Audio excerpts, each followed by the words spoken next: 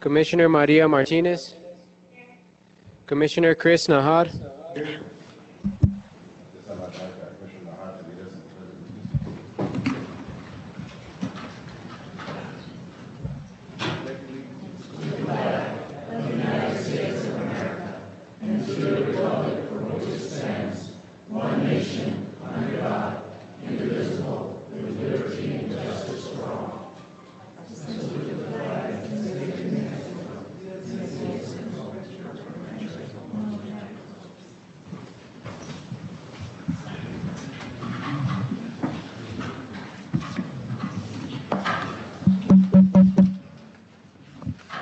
At this time, everyone reviewed the agenda, and I'll stand for an approval, a motion to approve.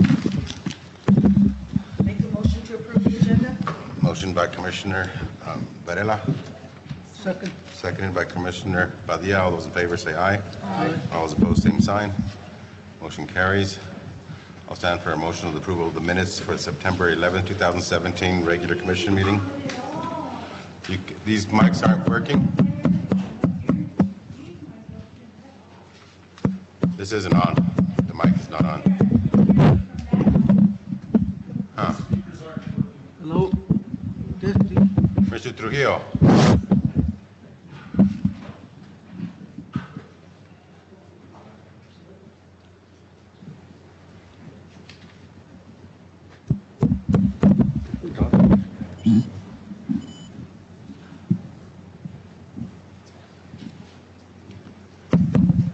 Testing, testing. Is that better?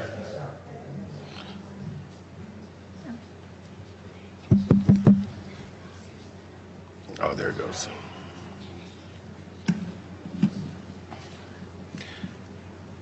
Is this better? Are the speakers on now? No. I don't think so, but you sound great. I'll speak as loud as I can. Thank you, Sarah. I'll stand for an approval of the minutes for September 11, 2017 regular commission meeting, and also the minutes of the September 21st, 2017 special meeting. Move to approve, Mr. Chairman. Motion made by Commissioner Nahad, Second. seconded by Commissioner Martinez. All those in favor say aye. Aye. All those opposed, same sign. Motion carries. We're now going to move to the public input portion of the meeting. And in order to promote an orderly, effective meeting, respectful of everyone's time, the county chairman may recognize individuals who have signed up to speak. Recognized speakers will be limited to 3 minutes during the public comment period. Recognized speakers shall be permitted to speak no more than one at a time. No rebuttals to the comments by others will be permitted. Comments, applause, and other interruptions from the audience shall not be allowed. And in order to promote orderly meetings, attendees feel safe and secure in their attendance. Threatening, abusive comments that disrupt the meeting shall not be allowed. And all speakers shall address the Board of County Commissioners, mention their name, and speak on the issue from the podium. George Apoaca.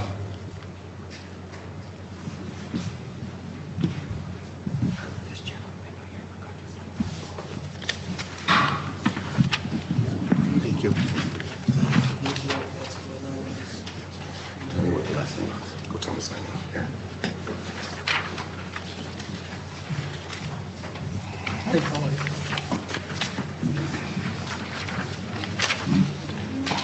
He just took my pen.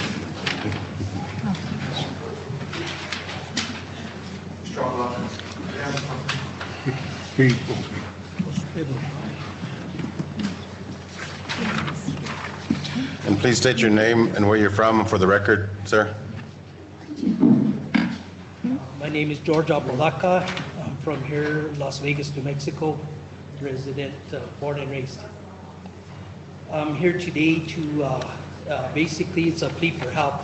Our road is Prospero Road. It's a little dirt road right before the drive-in. I don't know if many people are familiar with it. But over the last year or so, it's become fairly impassable. These last 2 weeks of rain have really caused a lot of damage. 2 weeks ago, when it rained really hard, we were unable to get in and out for 3 or 4 days. So basically, what I'm here to do is ask for the county's help in dealing with this issue. there is no way that a fire truck or an ambulance can get down there in time of inclement weather. So I know it's not a county road, but we will be petitioning to try to make that happen here in the near future. We do need some help. Over the past 20 years that I've lived there, all the neighbors have said that we've been able to do a fairly good job of maintaining it.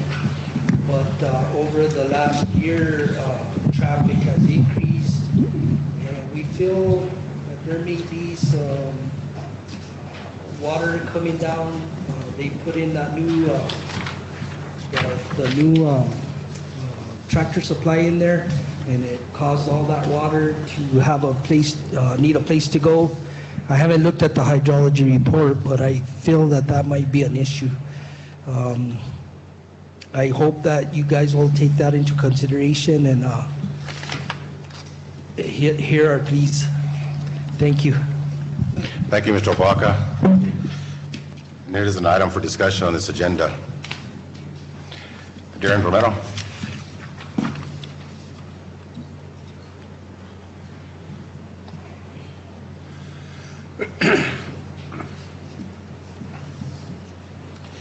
Hello everyone, I'm Darren Romero.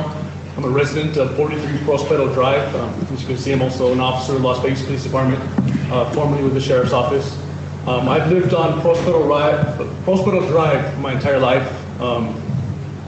There was maybe half a dozen people that lived on there when I first called it my home. Now there's a good half a dozen families, 30 or so people who drive up and down the road on a daily basis. Thankfully, we've had a good amount of rain this season. New Mexico isn't in drought anymore, but that has turned Prospero Drive into an arroyo. There is basically going down the middle of the road, a good 2-foot deep canal that goes down. 2 weeks ago, we did have some pretty serious rain. I wasn't able to get my police unit out of my driveway. So, I had to get other accommodations, I had to borrow one. I'm concerned about the public safety aspect. There's no way there's going to be fire engines, EMS personnel, anyone that's going to, in a emergency situation, they're not going to be able to get down the road. There are some elderly residents, some children. I mean, things happen, and God forbid, we can't get to them. Prospero Drive is an easement road between the residents there. Unfortunately, we only have little means to service the road. One of our neighbors, Joseph Ledger, has a tractor. He grades it and does the best he can to divert the water when he can. But it's in dire need of some sort of maintenance, some crowning. We need to get rid of that water somehow. And we have material that we can place. I have access to material if the county would be willing to lend their expertise, maybe their equipment. And the best scenario for the road is for the county to adopt the road. I don't know exactly how the process entails, if you're able to, but it's definitely something to discuss. Myself, the Apalakas, they've put together a lot. They've been working with a lot of the residents there. We're all willing to pitch in and help and see what we can do, but we need a bigger entity to kind of take care of this road. It's a mess. There's really no way to better describe it. Any given rain, you're going to see 1 or 2 vehicles stranded on the side of the road. I mean, I'm fortunate I have a truck. Occasionally that gets stuck. So it's one thing, not to be able to traverse your driveway. It's another if something happens that we need to get in and out of there quickly, that this road needs to be repaired. And we're asking the county for some help. Like Mr. Opalaka said, we're pleading for some assistance. Thank you. Thank you, Officer Romero. And we will be discussing the process of adoption on item number 7 today on the adoption of roads. Adam Muniz.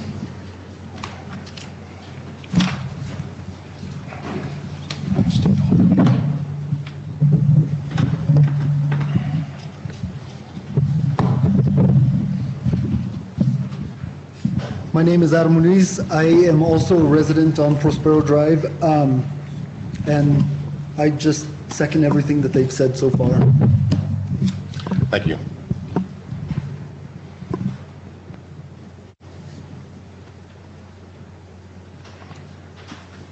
Is that Fabien? Fabien Dunn? Is that correct? Yes. Vote in. Vote in. Okay. Hi there, my name is Fabien Rivas. I am also a resident of Prospero Drive. I guess just follow up of what Diego said and what Darren said. I'll just give you some of the approximations and measurements of what's going on with the road. Our road is approximately 0.7 to 1 miles long from the beginning, coming off of Highway 518 all the way to the last resident. There's approximately 11 houses. Like I said, about 30 people come up and down that road. When it first started to rain, the ditch was a very small ditch. It actually wasn't there. When the ditch is first beginning to form, it created a complete ditch in the middle of our road. Right now, it is approximately 1,000 feet long, the longest ditch. There are 3 different ditches on the road. The longest one, as it says on the pamphlet, the widest piece that I measured today was about 60 to 66 inches wide. The deepest portion of the ditch was about 2 feet deep. Like I said, that range on and off of the ditch. Now that ditch has formed, there's a ditch coming off about 100 feet off the beginning of the road that's starting to form. That one's about 200 feet long, the widest portion being about maybe 1.5 feet, the deepest part being about 6 inches. But now that we're continuing to get more rain, you can obviously see that we're just creating this small ditch, this little canal for the water runoffs to continue, and it's slowly going to start connecting all these different ditches, which again creates maybe about a 10-foot area. 8 to 10 foot area for a vehicle to drive, and that's already driving on already very soiled water. About halfway through the road, we have a pool starting to form. One of the photos shows that when we got our rain, it was about maybe about a foot deep thing of water, and not only just the water, but another foot of mud. Like I said, it is a hazard. Coming from a former firefighter with the Volunteer Fire Department of Gallinas, I know the specifications of fire vehicles, and there is a portion of the road where I could say that a fire truck would not be able to make it down the road. And like Darren Romero said, it is a hazard. Whether it's a medical emergency, fire emergency, anything like that, I know a fire truck, especially with our load weight, would not be able to make it maybe halfway down the road, if possible. It will also be a hazard. Like I said, the deepest part of this ditch is about 2 feet. You get a vehicle stuck in there and you're gonna high center, a person's gonna be stuck. And like I said, we have older residents or even younger people that may not have the necessities to be able to come up and down that road. It is just a hazard, and that's why we want to get the House to adopt this road. And thank you. Thank you, Mr. Dunn. Sarah Moore?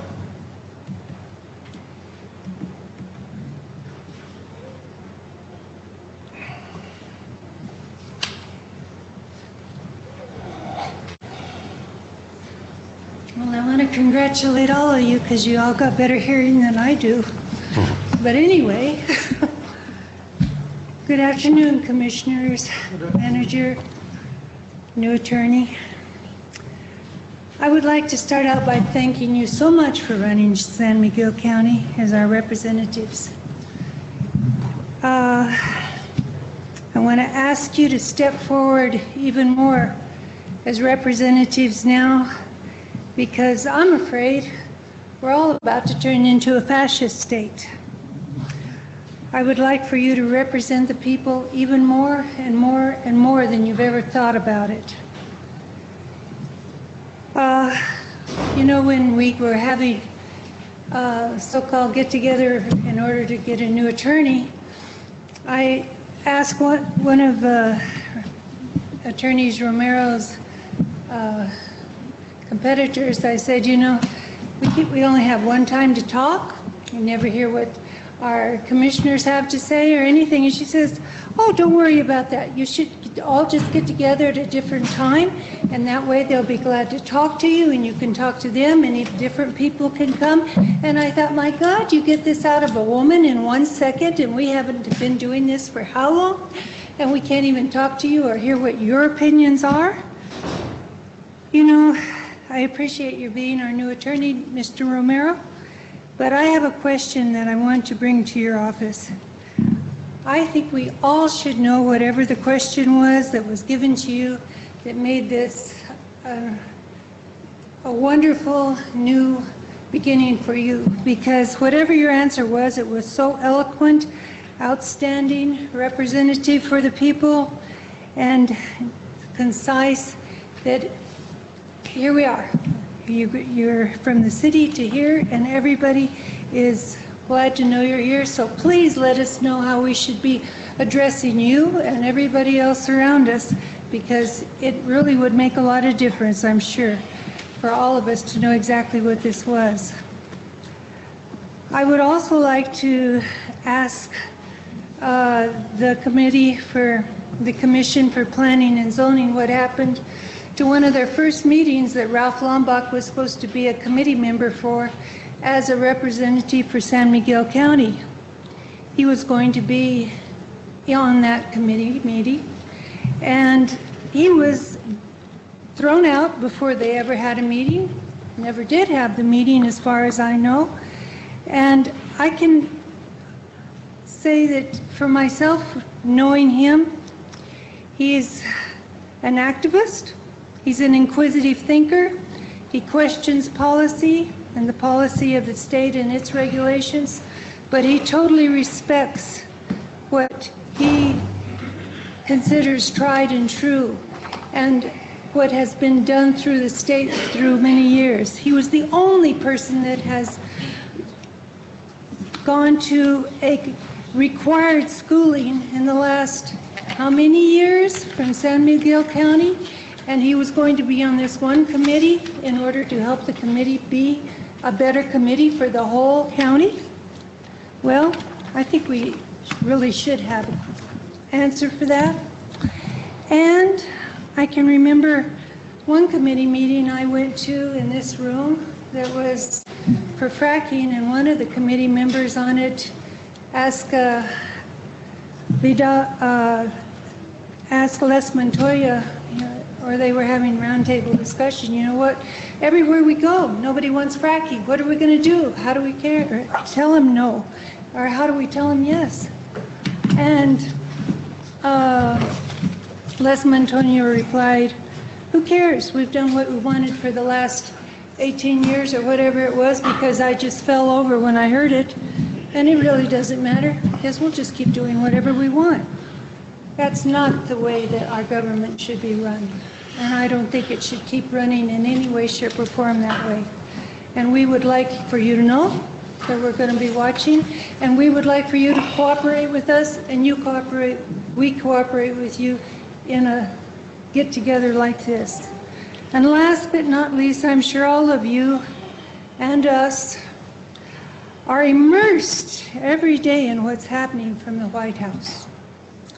I call upon you as representatives for the whole county to please start thinking about how we're going to be changing or imploring the whole United States to look at what's going on and to become a thorn in the state side, in the United States side, and in the president's side, because without our federal funding, what are we going to do about our children's insurance, the immigration policies, the insurance when it comes down to Medicare, and the new so-called plans that our president wants us to have that most of America doesn't even have enough money to pay for?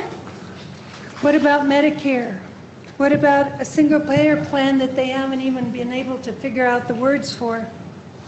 What about child planning and sanctuary cities? I feel I'm sorry I didn't bring the paper yesterday. Did you see that beautiful, beautiful picture of one of our DACA students who has turned into a financial advisor over at Highlands? She came only when she was a 1 year old or whatever. You can conclude, Mrs. Moore, because we've gone like 4 or 5 minutes already. Oh, really? 2 seconds? Yes, just conclude. I'll ask you to conclude, to wrap it up. Yes. please start considering these things that you need to know. I mean, what else does she know except being an American citizen? We need to welcome these people. We need to know that they're already here, and 99% of them we don't know anyway because we look like all of them. So please, let's take it all to heart. We need to work together, and we want to work with you, and we want to know your opinions. But please, let's do it all together and as fast as we can. Thank you, Ms. Moore. Thank you, Rob. Chairman Herrera.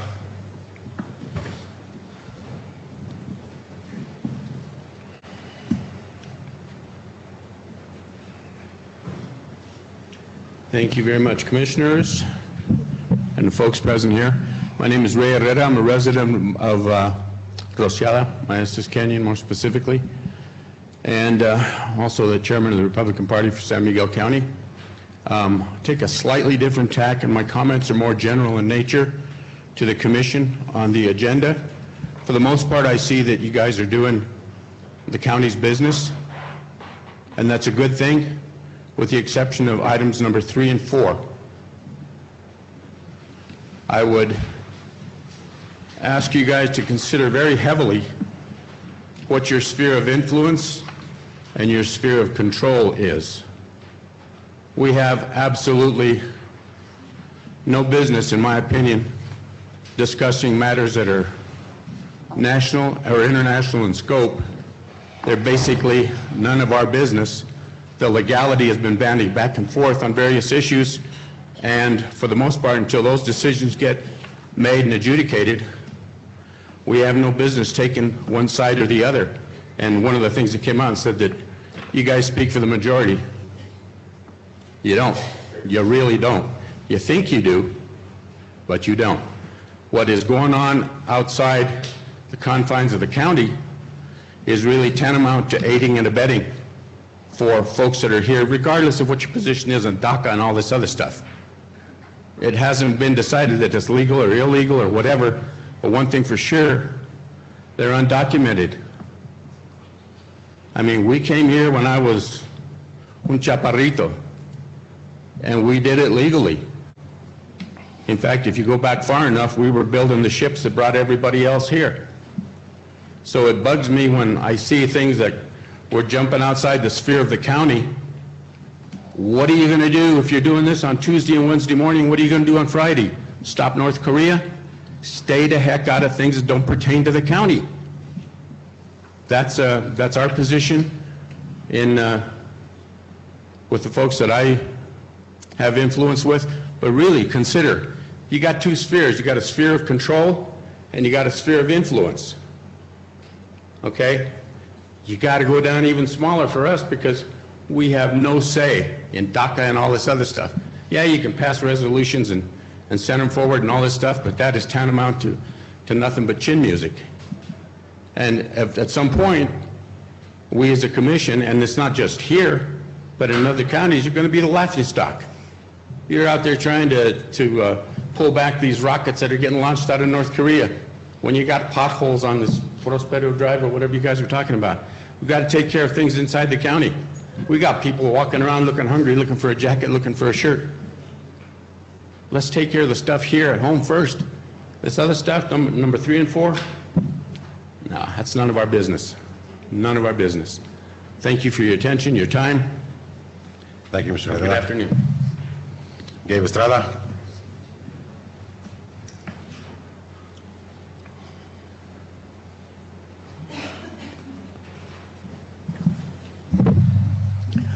Good afternoon, Mr. Chairman, ladies and gentlemen of the Commission. I have two concerns here. I'll bring them and be as brief as I can with them. The first one is a resolution that I would love to see for the county to support our water rights situations that are adjudicated to the land. El agua es vida. Agua no se vende, el agua se defiende. This is what we've lived on for centuries. And yet we have people that are trying very hard, and they're money people that could go to court and buy anybody they want with it. But the water shouldn't be for sale. The problem that we have on the Pecos watershed is they're trying to transfer water from the Pecos area, irrigation ditches, down to in the rural area. You're very familiar with it. And I heard a rumor that the commission had kind of pulled away from supporting that issue.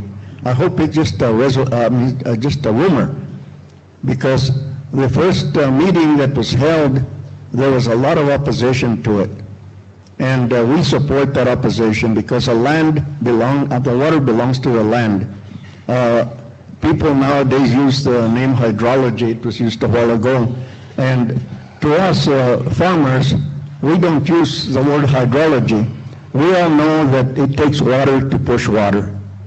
And any time that water is bled off further upstream, the users on that ditch downstream don't have the water to push that water that they need that belongs to that acre of land that they want to irrigate. And I humbly ask you to support our ditch systems that are the oldest means of government. That's how you people are seated today in la comisión. The ditches have comisiones, mayordomos, a chairman, and we have repartimiento de agua. If we lose that water from those ditches, there's nothing to separate or to issue water to anybody else. We don't want it to die. The culture is to keep those ditches alive, and I thank you very much for it.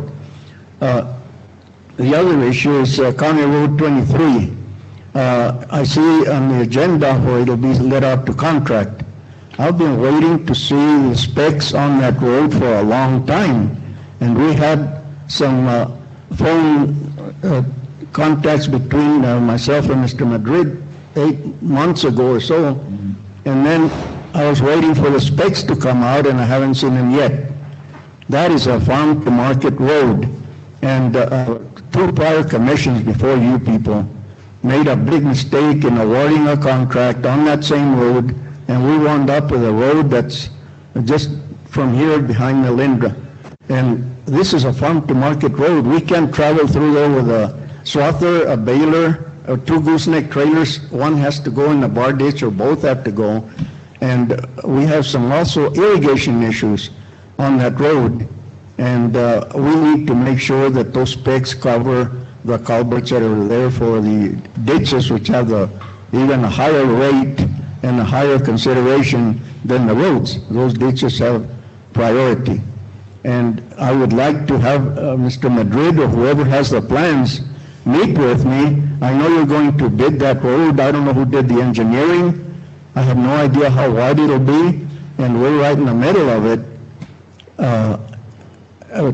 Years ago, I remember I used to have what we called a pre-construction conference with the residents of the road and the county to see the specs and see if what they wanted was in that road.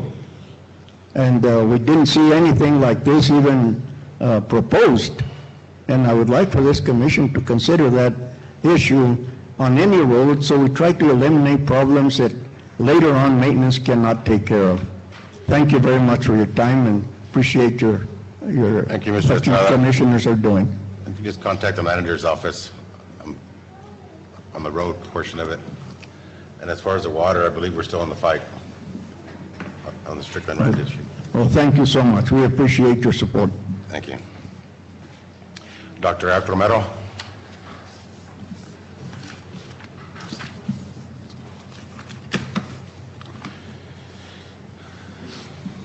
Muy buenas tardes, estimados comisionados, doctor Martínez, respetados miembros de la comunidad. Me presento ante ustedes, humilde servidor Romero. I'm in front of you today as an educator and as a community member. And in both respects, I'd like to congratulate and thank the Commission who have historically recognized the senses of community, posterity, and leadership, which are all integral to county and different levels of government. And I mentioned those points in particular because it's referring to the number 4 resolution that's on the table for today, which is the DACA resolution. And I want to speak to, again, the sense that we're talking about students that are integral members of our community, a community that survives on the issues of equity and democracy. in the manner of how we work together and we work for those particularly that are the most disenfranchised.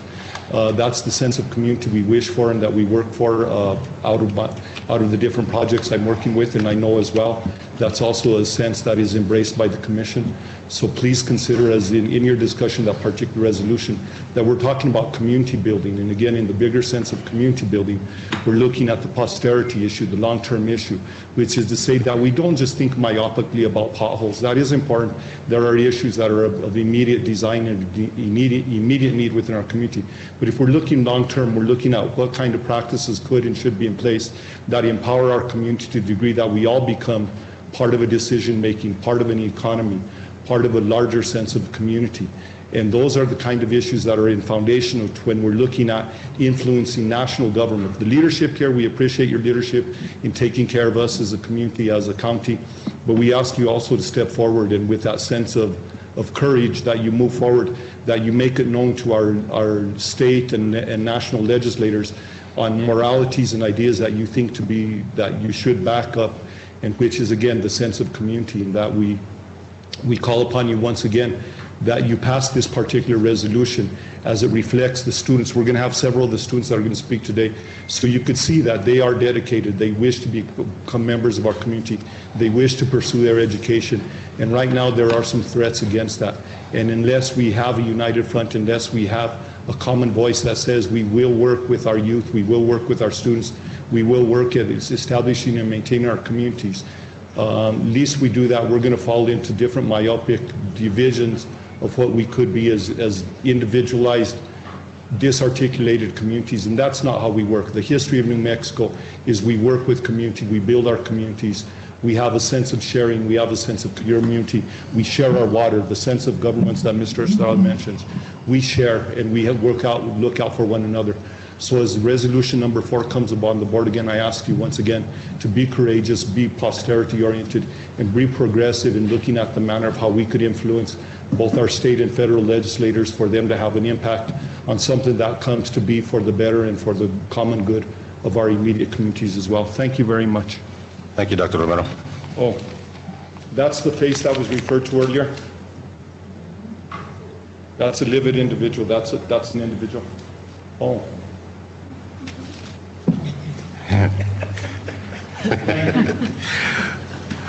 Okay. Ania Atlandis.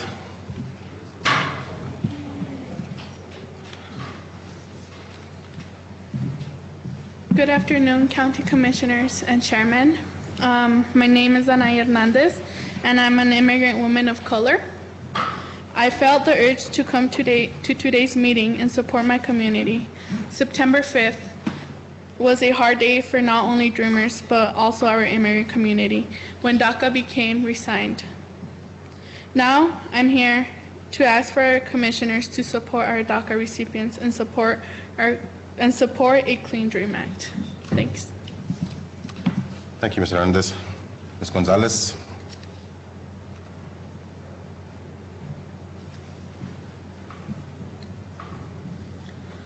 Good afternoon, County Commissioners and Chairman. My name is Yaya Gonzalez. I am a student at Highlands University.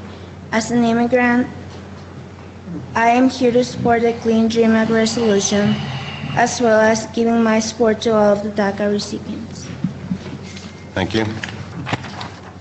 Eva? I'm sorry, I can't make out the last name.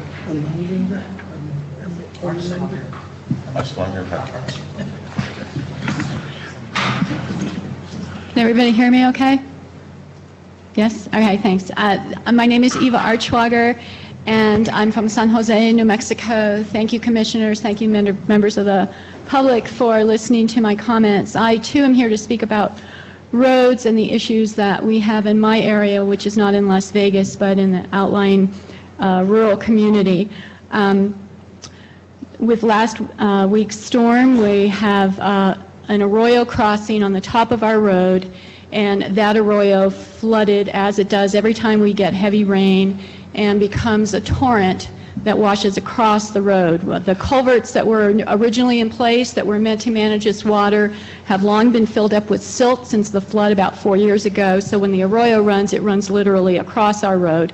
In this case, as in many other cases in the past, it backed up and flooded the house in the area there. It was inside the house. It flooded their septic. It flooded their well. I understand also interfered with their internet. And it also created a chasm that we were unable to drive across for a few days. If this were a one-time issue, I wouldn't be here, but this is a recurring and repeated issue that we have. And like the other speakers who talked about roads, we have emergency concerns. When there's water in the road, we have no way of getting in, and emergency vehicles are getting out, and emergency vehicles are unable to get in. I'm asking that the commissioners consider declaring the road an emergency situation. We are not designated as a county road, nor could we be should we choose to, because the road lies in the land grant. We have a mixed kind of patchwork designation. Some deeds show, some plats show it as a dirt road, some show it as an extension of a county road. It seems to serve us to fall in between the cracks rather than to be in a clear designation.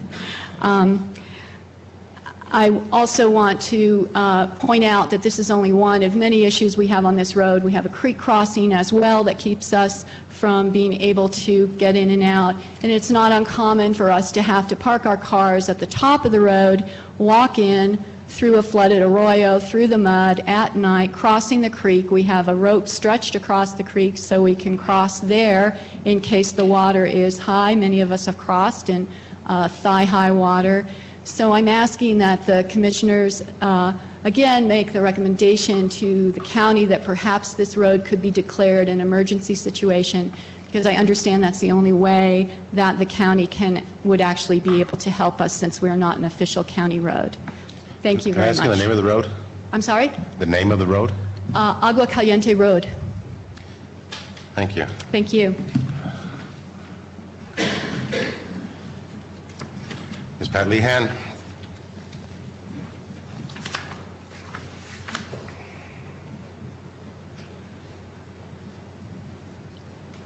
Hello, everybody. Thank you for your time today. Much appreciated. I know it's a full agenda. I'm really glad that you always give us the voice that we deserve. I'm here to speak about supporting passage of the DACA resolution on behalf of the Las Vegas Peace and Justice Center. The misinformation among people in our community, as you heard a little while ago, and across the country, it just really bums me out. So I'm going to take a couple of moments to give you some facts instead of the myths that some people are spreading. They may not know they're spreading misinformation. DACA is legal. It's been determined to be legal. DACA is not unconstitutional. That's already been determined. DACA is not amnesty. It is not immunity. It is not a pathway to citizenship or permanent residency. It should be, but it isn't. Another myth is that DACA recipients are stealing from us by not paying taxes. That is not true. They pay taxes. About $2 billion a year in state and local taxes. Tax money that you and I benefit from right here in San Miguel County. Some of the top 1% of the wealthiest legals in this country are stealing from us, but it is not the DACA youth who are ripping us off. Another myth is about health care. No, they do not get Obamacare and they do not get Medicaid. Another myth, college tuition. No, they are not going to college for free, and they get zero federal financial aid. Some states have even gone to the heartless trouble of passing laws to make sure that dreamers get no college education at all. And there's another myth. It's about jobs. No, they're not stealing our jobs. Not even close. We have a significant shortage of qualified workers in the United States. Even with the dreamers working, which is over 75% of them, there are still more than 6 million jobs that remain unfilled. This is a record high in the United States. Ending DACA would crush our economy, and the Republicans who speak and give public input should be aware of that. It would crush our economy, and it would crush the hearts of those of us who know these dreamers. These DACA youth are incredible. So I support our county's resolution to support Congress in finding a solution that supports instead of hates the dreamers in New Mexico and nationwide. I also support the climate resolution. With the exception of one local writer of letters to the Optic, a prolific writer, unfortunately, the rest of us know the environment is in trouble. And that means we're in trouble too. We must do every single thing we can to help mitigate climate change. Thank you to the county for your wisdom in this regard, and you can count on us to help you. Thanks. Thank you, Ms. Lehan. Carolyn?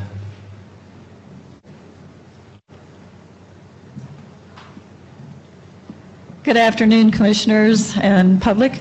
My name is Caroline. I live in Ojitos Rios Ranches, and I'm here to issue an announcement about two events that I think are very positive in San Miguel County, and to issue some invitations to you. Thursday and Friday and Saturday morning of this week, the American Association of University Women will be having its used book sale here on campus in Sala de Madrid, and we invite you to come and look at our books and buy and haul them off and bring your used books that we can sell again to your neighbors and friends, and those the proceeds from that go to scholarships for New Mexico Highlands University students. The second event is what I'm wearing on my shirt, which is about Crop Walk. We've been talking today about community and community support, and Crop Walk is a walk that raises funds for hunger alleviation around the world and here in Las Vegas.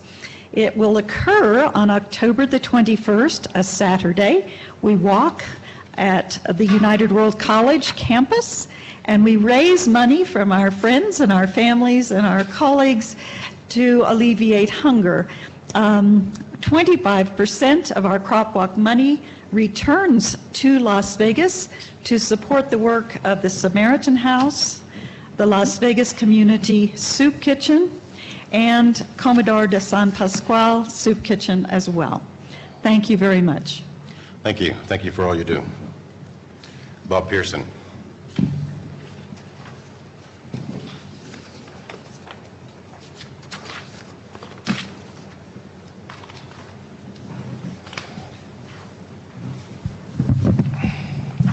Members of the Commission, I commend you for bringing forward resolution or items 3 and 4 on the agenda. I think these are important ones to our community as well as our nation, and I strongly support both of them.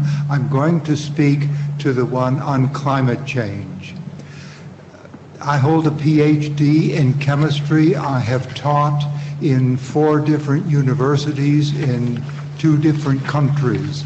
I came to this area in 1983 to teach at the United World College, to teach chemistry. One of the courses that I taught was in applied chemistry, where one of the parts of the syllabus was the greenhouse effect, which is the cause of global warming. Now, this was fairly new to me, so I did a lot of reading about it so that I could be well prepared and present different aspects of it to the students. I read the evidence, the scientific evidence, which supported the fact that the climate was warming because of human activity. I also read the arguments against it. I came to the conclusion, and this was 34 years ago, that human activity was indeed causing the climate to increase in temperature, and that this held dire consequences for our planet. What has happened in the intervening time is that the evidence has become even stronger. 97% of atmospheric scientists are convinced of the phenomenon of global warming, or what it's more often called now, climate disruption. And we have seen so many instances of that in the last weeks. Another thing that has happened is that scientists are now saying that this is progressing much faster than they had earlier predicted. Our future is at stake. our future in Las Vegas and our future around the world if this continues to happen, and it will continue. What we hope to do is to slow it down and eventually stop it before it is too late. Many cities and communities around the country are taking things in their own hands because our government is not doing anything for this. It is important that we support the Paris Climate Accord and pass this resolution. I would urge you as well to give serious thought to how San Miguel County can reduce carbon emissions and strive for an economy which is carbon neutral, meaning that we produce no more carbon into the atmosphere than is removed by natural means. We have a great task ahead of us. So thank you for this resolution, and I certainly hope that it will receive all of your votes and consequent action. Thank you. Thank you, Mr. Pearson. I will conclude the public comment portion. I thank all of you for participating in your local government and giving us your views. Next up is a presentation by Amistad Venezolana by Alejandro Rivera.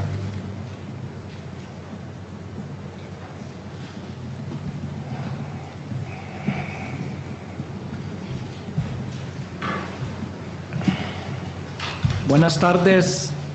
I'm glad to be here to share with you about Amistad Venezolana, a substance abuse program that was developed about 7 years ago. It's now currently located at 700 Railroad, which happens to be the old Shilling Law building. We are providing substance abuse counseling. We're providing batters intervention programs. We have groups on Tuesdays from 5:30 to 7:30. In fact, there's a group today.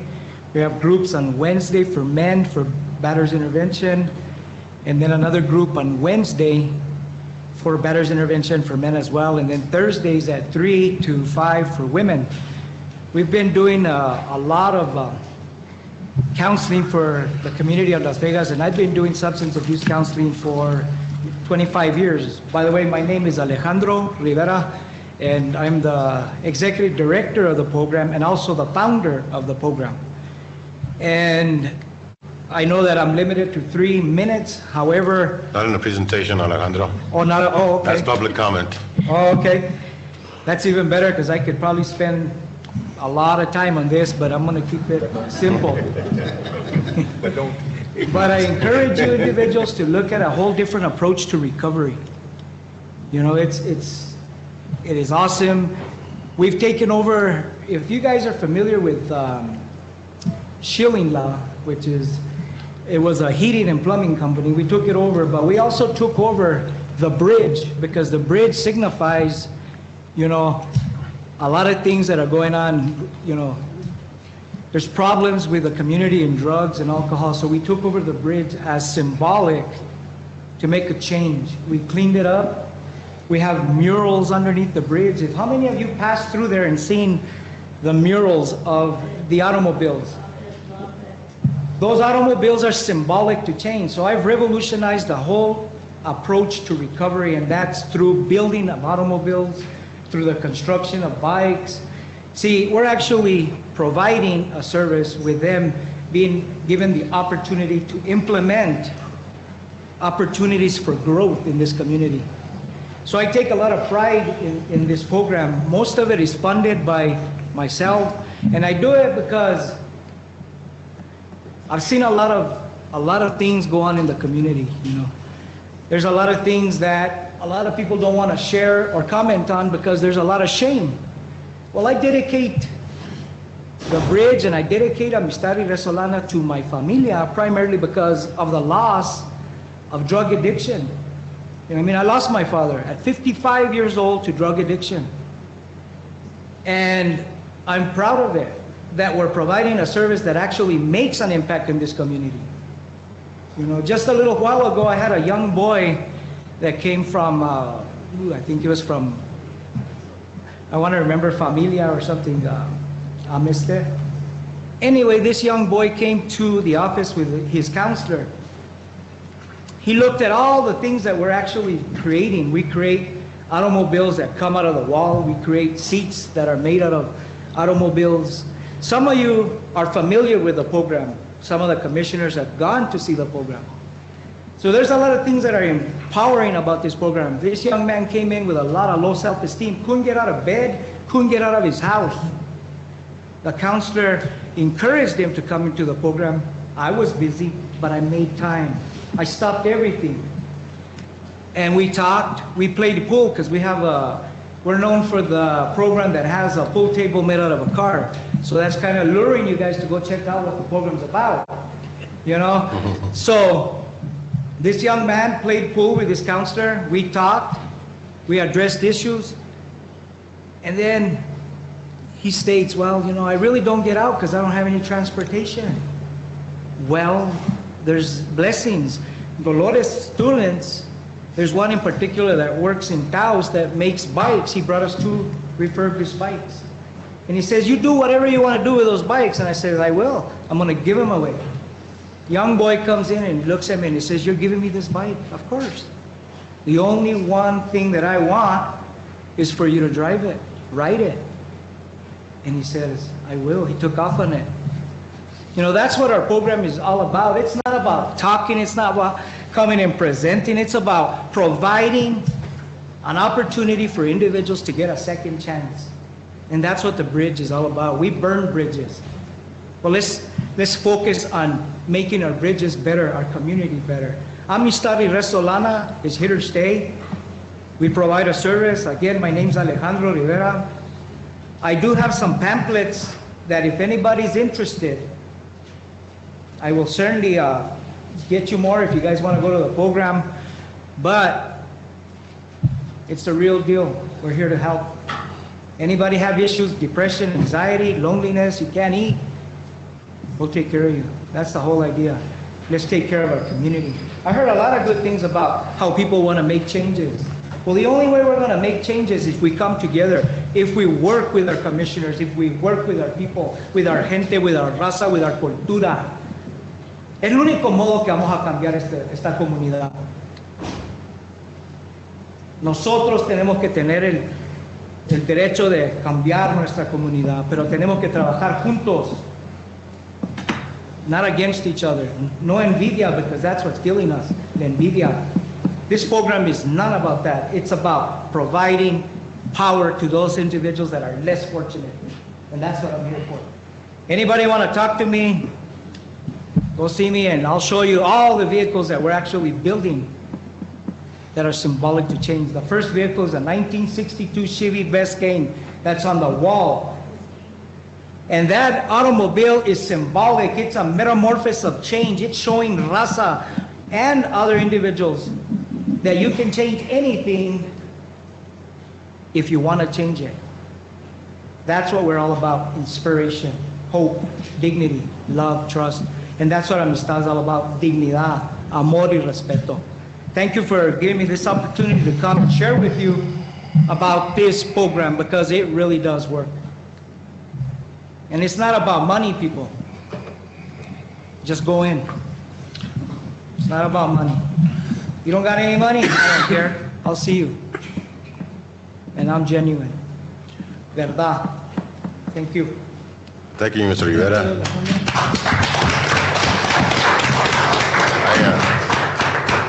I gotta go check out your new digs. I didn't know you moved. Oh yeah, from a small little house to a big one. All the way across the street. There you go. And thank you for what you do in the community.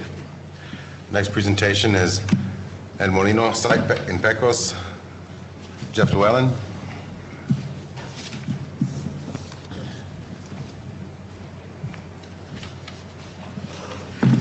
Hey, good afternoon. I want to thank the commission for the opportunity, and specifically Commissioner Varela for inviting me. My name's Jeff Llewellyn. I'm with the New Mexico Environment Department, and the agenda says it's El Molino, but it's the whole Pecos Mine, El Molino Superfund cleanup. See if I know how to make this work.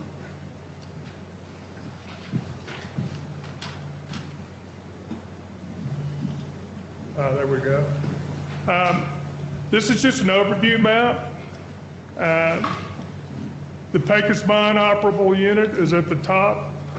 New Mexico Department of Game and Fish also had campsites that were contaminated with mine waste. The Lisboa Springs Fish Hatchery is in the lower part of the map there. It's a major part of this entire Superfund level cleanup because there were some very large fish kills there at the fish hatchery. And then the El Molino operable unit is the lower part. It's about 12 miles between the Pecos Mine and the El Molino unit. Now, this is a Superfund equivalent cleanup that the state of New Mexico provided oversight on. It's been going on for over 25 years.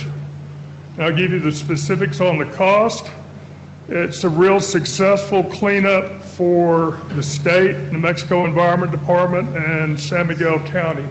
And I think as I go through this, you'll see why.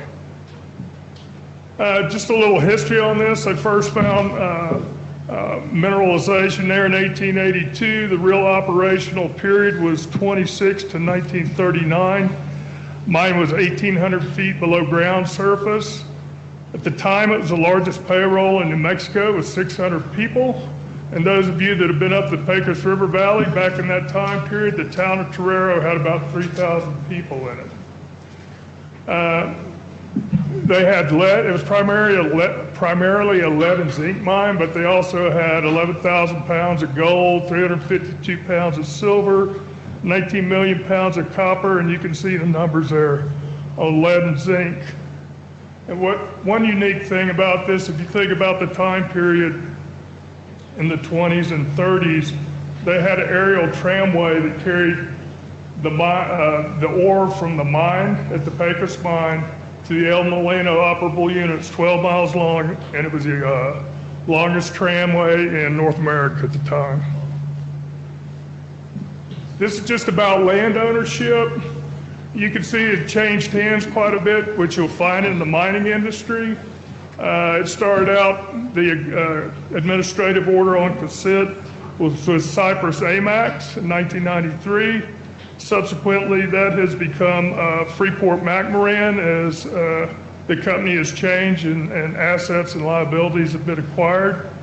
And one thing that's very important is, you know, New Mexico State Game Commission bought all of this property back in 1950 without knowing about the pollution issues associated with mining at that time. Okay, here's some important dates for you. It was bought in 1950. They had a large fish kill in 82. They had another one in 1991. In 1992, they created an administrative order on consent with the respondents of Cypress AMAX, the New Mexico Department of Game and Fish, and the New Mexico Department of Transportation.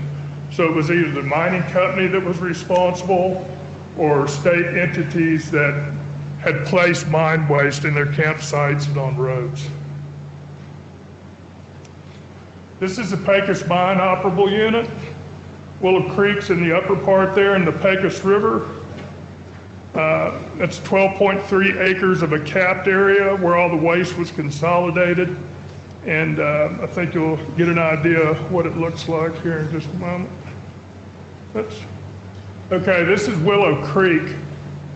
This, I don't know the exact date of this, but late 80s, early 90s. See all the vegetation's dead, the substrate of the stream is stained. It's highly acidic and highly loaded with metals. It's very polluted. This is what that same place looks like today. That's Willow Creek at the same location. These are seeps that were below the mine waste. They're white, they're precipitate, and that used to be a At the time when that photograph was taken, that was a dead wetlands to the left there that was in between the seeps and the Pecos River. That's Willow Creek on the right, all discharged into the Pecos River. This is what the seep area looks like now. It's hard to tell, but there's a small seep right there, yeah, and it's crystal clear and it's not contaminated. All the other seeps are gone and the wetlands are restored.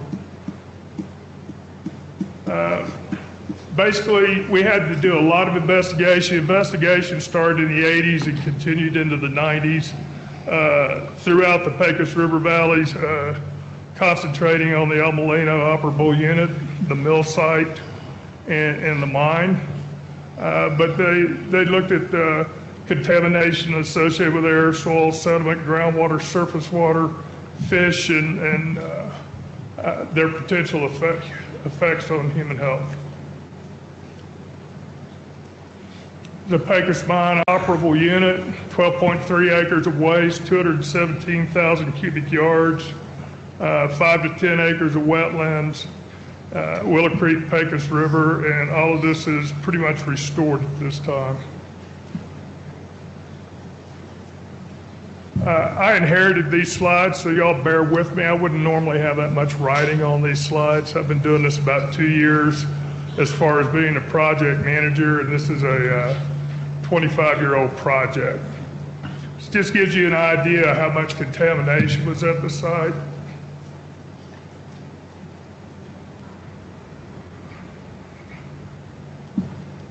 There you go. It was reclaimed from 1999 to 2003. They restored the creek.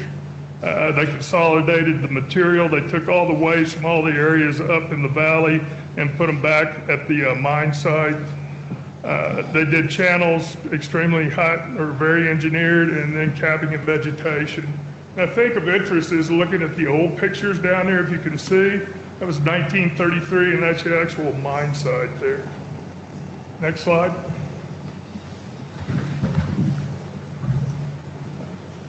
I just wanted to give you an idea of the reclamation. I mean, the upper portion is called the upgradient surface water drainage, highly engineered component of this. Next slide.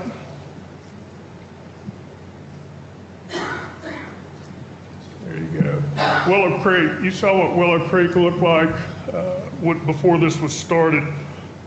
You can see the different phases they went through here. They removed all the waste. They put a new stream channel in. They put a structure called the fish barrier up there to prevent fish from going further up the stream.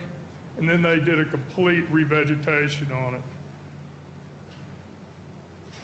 That's fine, we can go to the next one. Yeah, this is a mine shaft, okay? This was a shaft that went 1,800 feet below ground surface. And you can see that was a very engineered structure. You also could see a picture of the old mine there in the 30s. On the right is what the town looked like in the 30s, which is now Willow Creek Campground, if you've ever been up there. Next slide. And this is what the cap looks like today, or a week ago. Next slide. This is basically getting all the material in one place from the campgrounds where it's been deposited, and obviously all the mine waste that was at the mine itself. And one thing that I like is the lower right-hand photograph there showing the old tramway. Workers used to ride in that gondola. There was always 2 workers, and they would get off and service it on a routine schedule. I don't think OSHA would care much for that now, but it's the way they did it in the 30s. Next slide. This is the upgradient surface water drain. You can see they use sheet pile, highly engineered. Next slide. This is a capping activity, approximately 13-acre geosynthetic clay liner. Next slide. This is revegetation. They used every type of revegetation technique I've ever seen in my environmental career. Hydro seeding, drill seeding, mulching, and was highly successful. Next slide. That's what it looked like a week ago. That's a major protection for any type of reclaimed mine waste is you have a good vegetative cover. Next slide. Now we go to El Molino. This is the mill. It says in 1900s, but that had to be between 1926 and 39. This area was highly contaminated, actually worse than the mine. Next slide. This is the old mill site prior to reclamation of any type. This is doing basic environmental assessment work here, just crude trenches to see the depth and the extent of contamination associated with the mill waste, the tailings. Next slide. You can get an idea, that's Alamitos Creek flowing through there before the reclamation. And this is kind of odd over in the left. I've looked at this thing so many times preparing for this presentation. It looks like a golden Labrador got buried there in the tailings. Anyway, next slide. More mill waste. Next slide. 50 acres of tailings. Primary impoundments are tailings ponds 1 and 2. Next slide. This is a approximate schedule from 93 to 98. They stabilized the dam. They constructed a diversion channel. They reclaimed the mill, and they put a cap over the tailings ponds 1 and 2, 30 mil PVC and 18 inches of topsoil. Next slide. This is the mill back in 2004 after reclamation. Next slide. This was a week ago. There's a slight amount of erosion there, but there's no waste there, so it's in good shape, really. It's actually kind of a historic site for me. This is Tailings Pond 1 in 2005. Next slide. And this was last week. It's a highly successful reclamation activity. Here's some facts on it. These were made in 2012. This is probably closer to 38 million total cost, 7.6 million shared to New Mexico. We pay 20%. Pecos Mine operable unit, the surface water's in good shape. There's no further problems. There's limited contamination of groundwater. We're still working on that. No problem with surface water at El Molino, and the groundwater has sulfate and TDS contamination we're working on. And that's the end of my presentation. Do y'all have any questions? Commissioner Varela? Yes, thank you so much, Jeff, for sharing that history with us. It's a lot of history, and you did a great job condensing it for our digestion. And in talking to you and to Paul Robinson, who's the mining expert that has helped me go through this through the last 25 years and following this reclamation and pushing it and pushing you guys to do a good job for us. I appreciate that. And I understand that the Game and Fish Department is looking for a new steward or new home for the site, and I was wondering if you could give us any information on that. I had heard maybe they're looking for a nonprofit, and I don't know if the county could benefit at all to be a steward or a partner in that. Do you have any more information for us? Sure, I can give you an update. I've been working with Commissioner Varela and informally in the New Mexico Department of Game and Fish. And recently, the Game and Fish formalized this process, and they sent a letter to our secretary. I can't speak on their behalf, but it's about an 890-acre parcel, and they're looking to retain control of the waste areas, which have to be maintained in perpetuity. And San Miguel County already, or Pecos, already has some facilities that are on that Game and Fish land. I don't know through what arrangements years and years ago or whatever, but your solid waste transfer station, and then there's a water tank that's on Game and Fish property, I assume. But that's with the village of Pecos. Yeah, it's a village, okay, yeah. But that's where we're at. Our secretary responded and said we concurred in principle with the thought of working with all parties. But as a regulatory agency, we still have to maintain oversight and ensure that certain controls are in place so the land and the watershed is not affected, because you saw how engineered all that was. We need to maintain that same type of flow in the watershed. But we'd be glad to work with you and Game and Fish. Well, yeah, I appreciate that. Let us know what the county can do to support the efforts of either Game and Fish and NMED to continue to monitor the site and keep our water clean going into the Pecos River, because that was a concern that stabilizing the tailings has really been helpful, because at one point when they collapsed, we had a fish killed not just at the hatchery but in the Pecos River itself and the village. And you know, we just need to do everything we can to keep our water clean and protect that site and protect the public health. So I appreciate your information today and continued efforts and letting us know what we can do at the county to. I'll give you a name, Dr. Matthew Wunder, W-U-N-D-E-R, and he's with the New Mexico Department of Game and Fish, and he's my contact that's working on this with the Director of Game and Fish. Mr. Chairman? Yeah, I was going to ask you, how did you remedy the well situation? I know that there were some wells back probably in the 90s that were contaminated around some of those areas there. Did you guys ever settle that question? You know, that's way before my time, but I can tell you where we're at right now, okay?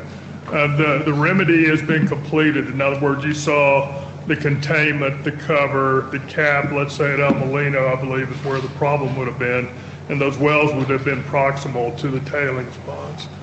They recently sampled all wells within a mile radius, okay? People got notices in Pecos, and only 5 or 6 of them had any levels of our 3103 contaminants, which is a list of contaminants that are protective of groundwater quality.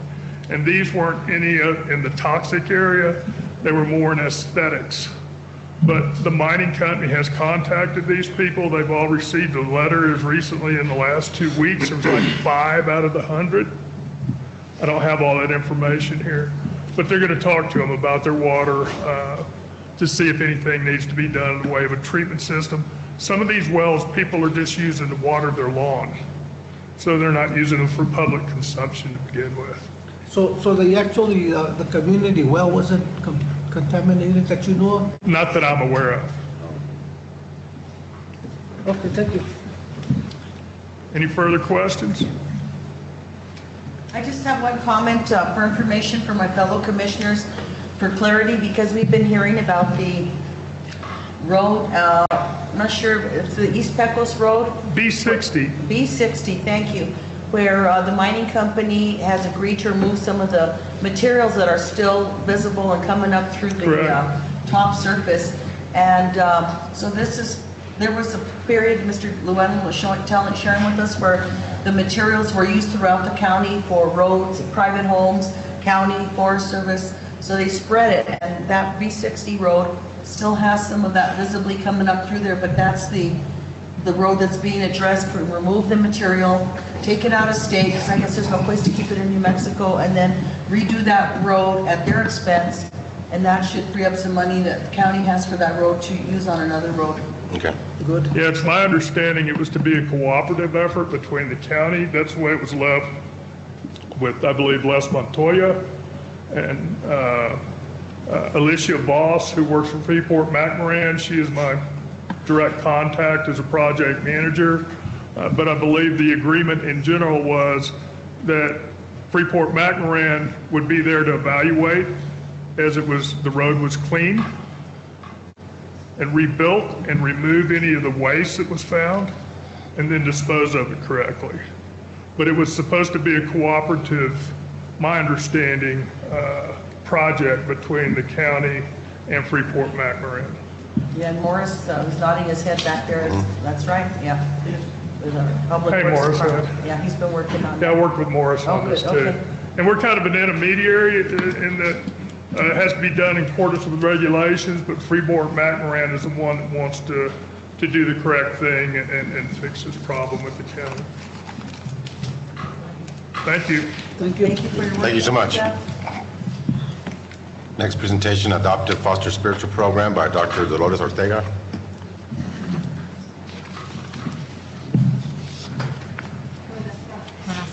Buenas tardes de Dios.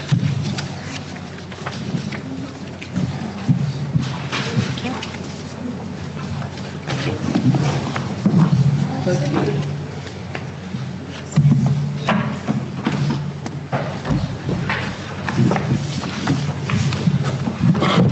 Buenas tardes. Thank you, members of the Commission, for creating this space for me to present my program, the Adoptive Foster Spiritual Support Program. In 2015, I wrote a grant in particular to dismantle notions that children don't have spiritual lives, children don't pray. And with this grant, I was awarded $10,000 by the Catholic Foundation. That was in 2015. We reapplied, however, we were not funded. Before I give more details about the program, it's important to state right off the bat, we are a 501c3 program. We are housed at Our Lady of Sorrows. They are our fiscal agent. The Adoptive Foster Spiritual Program operates 100% on charitable donations. With that, I want to share some of the demographics of our children. But first, I'm Dolores Ortega. I forgot Alejandro as well. I'm Dolores Ortega. I'm an associate professor of social work at New Mexico Highlands University. I'm also an adjunct instructor for the Navajo Nation's Dene College. And I am the author and creator of the Adoptive Foster Spiritual Program. So I think also I want to mention that our program has no government affiliation. We are not, our families do not receive any benefits. We are not associated or have any affiliation with CYFD. We are community members that have come together. These are families, neighbors, relatives who have stepped up and assumed the parenting role for these children. These are blue-collared community families that, again, have stepped up in that role. So I'm just going to read just a few demographics before I go into detail of our program. So all children reside in San Miguel County. All children meet the federal guidelines of poverty. All children have either one or both biological parents incarcerated or serving long prison sentences. 15 children in our program have either had no father involvement, or the involvement was disrupted by the incarceration or termination of the parental rights, domestic violence, substance abuse issues, and criminal activity. So in 2015, again, I wanted to also contribute, especially for the population that is most disenfranchised, most marginalized, most oppressed. These are our children of our community, and I know we can all say, well, our children are our future. Well, we must be actively creating healthier communities. So with this program, the primary purpose is to teach, develop, and promote secondary bonding with the children through faith, health, and wellness. So with that, I would like to say that the program is designed to bring children to a healthy family environment setting. So with the charitable monies, we provide a full nutritious meal 2 times a month. 2 times a month, where children come to a table setting with family and volunteers to promote that imago, that image that children desperately need when they come from environments that are chaotic, violent, disarray, that we could come as a family and show our children, this is what a healthy family does look like. And you're part of this family. So after the meal is provided, I wrote 2 curriculums. One is for the spiritual development of the child, and also a traditional and regional arts curriculum. So children come and they can come to a place that is open and inclusive and talk about their faith. Again, I believe it's my mission to bring children to these safe places. Imagine what they have endured and the resiliency that they still move in this world with, that they could come and talk about faith. And we have the stories of children when they say, I remember when so much violence was happening that night, and you know what I did? I prayed.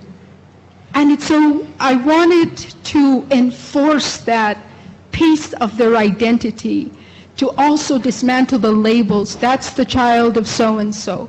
That's the child that was born addicted to heroin. That's the child that was born to opiates. That's the child that can't sit still because the mother was a user. So health and wellness is absolutely paramount, that these children have an opportunity to be exposed to and participate in their own development. After that portion of the program is completed, I have created a network of volunteers, professional volunteers, counselors, teachers, community members, commissioners who have come forward and have offered their assistance in bringing the traditional part of that faith that they have. They go to church with their abuelitas, or they go to the church with the neighbor. They know what a retablo is. So I've had artists, traditional artists, come and spend an afternoon, come and spend an evening with the children and engage them in that cultural identity as well. So we address the spiritual identity and the cultural identity. In addition, with the charitable monies, there is no paid staff in my program.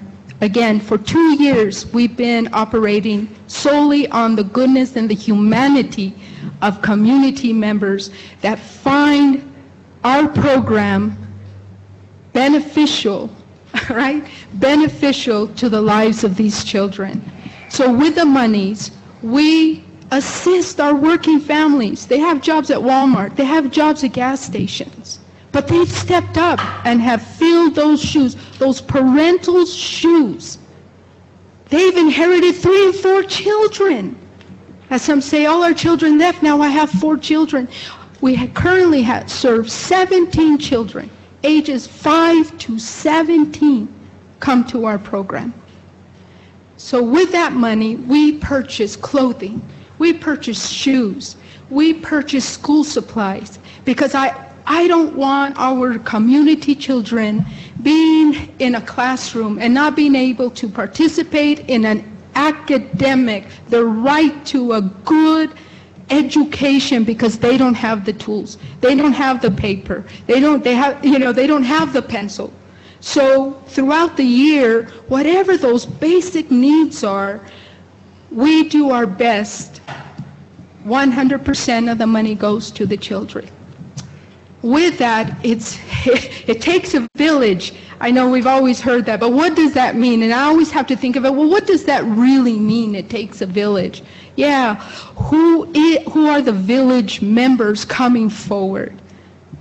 And for 2 years, I've had students who are looking for volunteer hours in the community, and what they have found is maybe the volunteer hours are there, but they have found that they can also aid in the construction of a new family, a new community that embraces these children.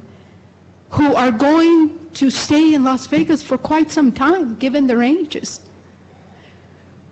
I would like to ask Commissioner Martinez if she would please add a few words, because Commissioner Martinez is one of our strongest supporters, and I'll turn it over to you. Well, I would like to say thank you to Dr. Dolores Ortega for the hard work you do for our children and our families of San Miguel County. I'd like to say I've had, working for Head Start, I've had a lot of opportunity to utilize your program by referring some of our Head Start families to your program, which I have seen benefit from the program. And I'll share a short story. One day I was working in my office and I got a call. There's 2 children outside your office door. I opened the door and sure enough, there was 2 children. I brought them into the office. I started talking to them. They had wandered from home. They were there alone at the playground. The brother was in charge of taking care of the sister.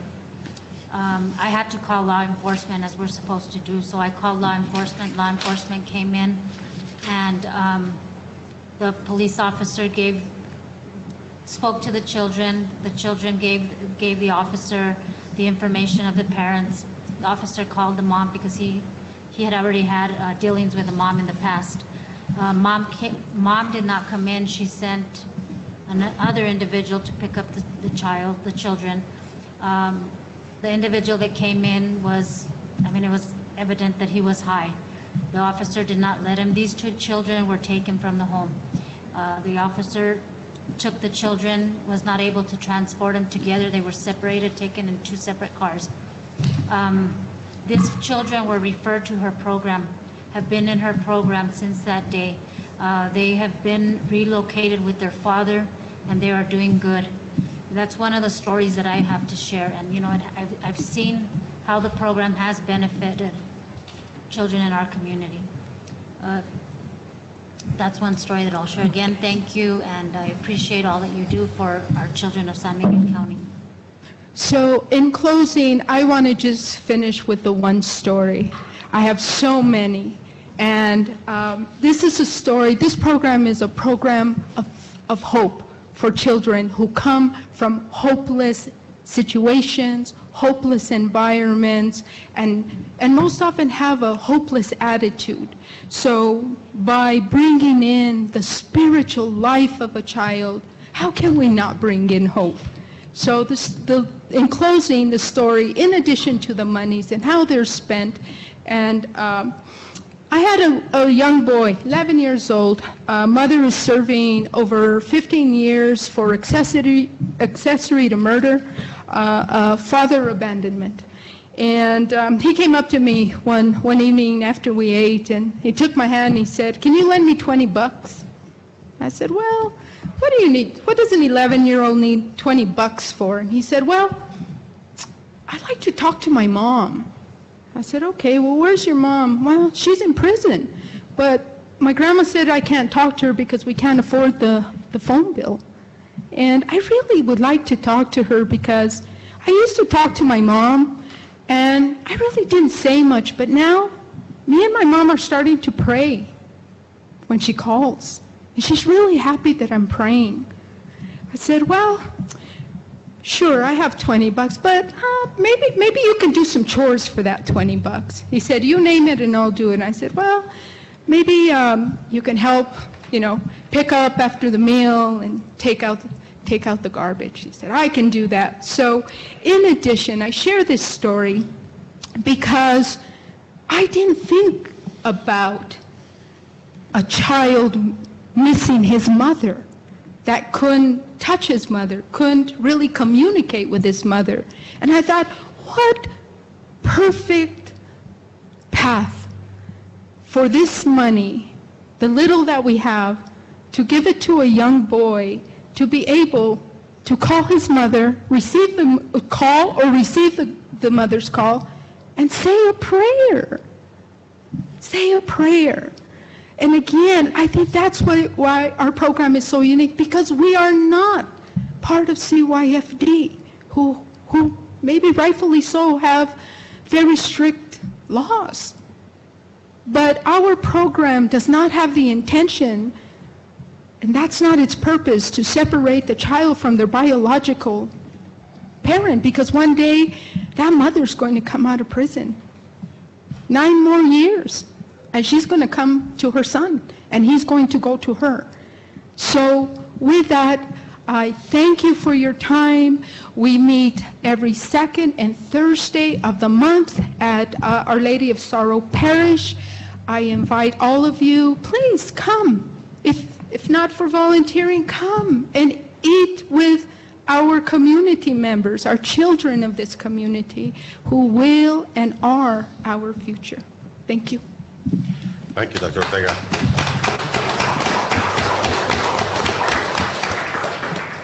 Next presentation, Citizens Advisory Committee, Pat Lehan.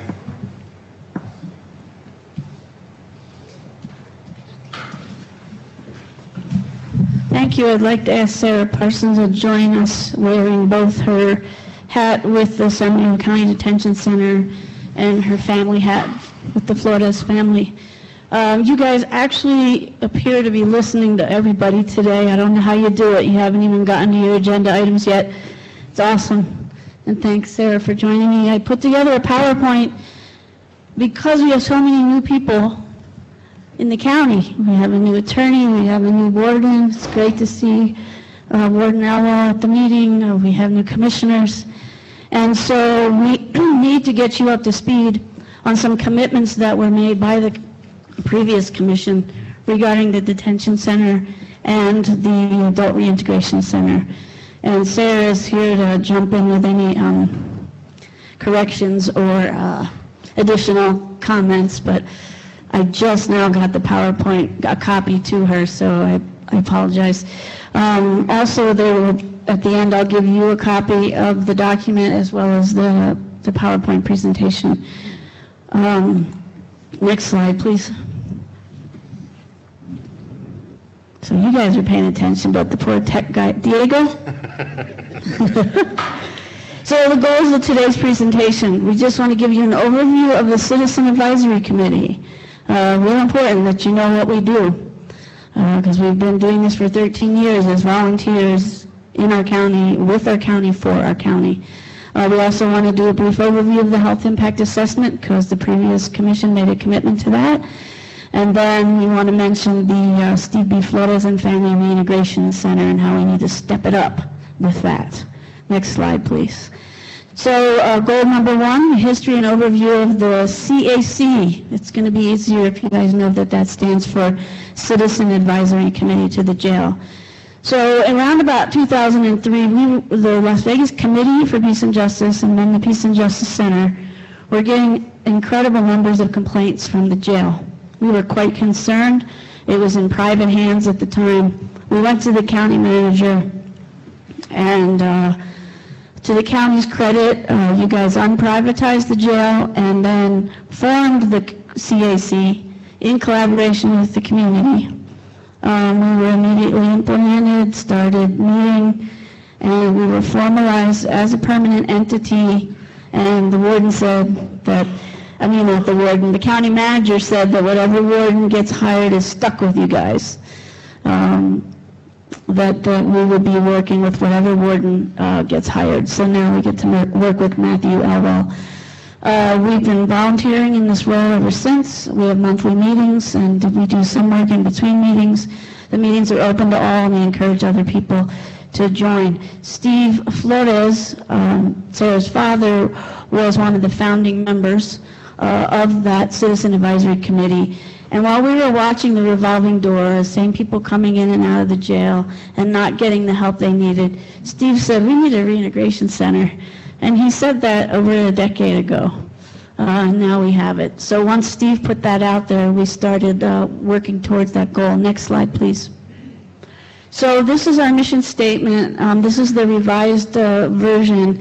And I just want you to note that we are there as volunteers, not just for those who are in the jail, detained, but for the staff and the administration and the surrounding community. We have gone to the legislature multiple times and lobbied for increased salaries for the the staff, for example, or incentives to add to their hiring packages. So anyway, that's a mission statement. You'll get a copy of that in your PowerPoint. Next slide. Goal number 2 of this presentation is to just give you a history and overview of the San Miguel Health Impact Assessment. It's an HIA. We received a grant from HEP, that's the Health Equity Partnership, through the Santa Fe Community Foundation, and unfortunately, I told HEP the wrong date for this meeting, so they were going to be here yesterday to join us, but I screwed up. So they did send us a bit of a statement that I'll read in a moment. So they gave us the funding to do a health impact assessment and say, is a reintegration center really viable? Is that what this community needs? So 16 community members from everywhere, including a county commissioner, went down to Santa Fe and we got trained in how to do an HIA. 14 months later, it was finished. And in those 14 months, we worked very hard with Dr. Ray Martinez and students from Highlands and the School of Social Work. We met every week for 14 months, volunteers, to get this document properly done, researched, written, to be sure that this is something that our community does need, or maybe it doesn't. So in 2014, it was completed. So who is HEP and what is an HIA? Next slide, please. So this is HEP. They believe that every New Mexican should have the opportunity to lead a healthy life, to live in neighborhoods where children and families can thrive and have a say in the decisions that impact their communities and lives. HEP has supported the San Miguel HIA team with funding, coaching, and opportunities to network and learn with communities from around New Mexico. And we have the proud distinction of being the first HIA completed in the state. Next slide. So what is an HIA? It's a tool that's used to create an objective study. In this case, it was to look at the viability of a proposed reintegration center. And we really needed to look at the Tri-County area, Mora, San Miguel, and Guadalupe, because our detention center serves heavily that Tri-County area. Next slide. So the history of the reintegration center, you heard Steve first brought that up years ago. And it's because of the high rates of recidivism, the repeat offenders, the revolving door, and also because of the violence in our community and the severe addiction problems. It was also causing an economic burden, it still is causing an economic burden on our community. Next slide. So we chose 3 health determinants to study. So that's one of the things you do when you're going to do an HIA, you have to determine your scope. So with input from the community, we determined the scope would look at addiction, violence, and recidivism. Next slide. And Francis is here too. Francis Lucero is a big part of this whole project as well. So I'm just going to give you a few of the HIA findings because you're going to get this copy, 49 pages you get to read. So here's what we found under addiction, the first health determinant. New Mexico has the highest rates of deaths and injuries from both alcohol and drug abuse in the nation, and this has been for over multiple years. The Tri-County area rates are above the national and state average, and alcohol-induced deaths in San Miguel County 140% above the state average, 250% above the national average. I should note that these stats came prior to the 2015 census. So don't quote these, quote the 2015 census if you want to be accurate. The second health determinant was violence, and this is just a little bit of what we found. Deaths and injuries due to assault are above the state average here in the Tri-County area. Injuries due to domestic violence above the state average, and substantiated reports of child abuse and neglect well above the expected average. Next slide. And the third health determinant, recidivism, repeated incarcerations. Now this is crazy when we learned this. So the national recidivism rate annually is 43.4%. So you get arrested and then within the next year, 43.4% chance of you're back in jail again. But for our county, it's 80%. And it's not within a year. It's within a month.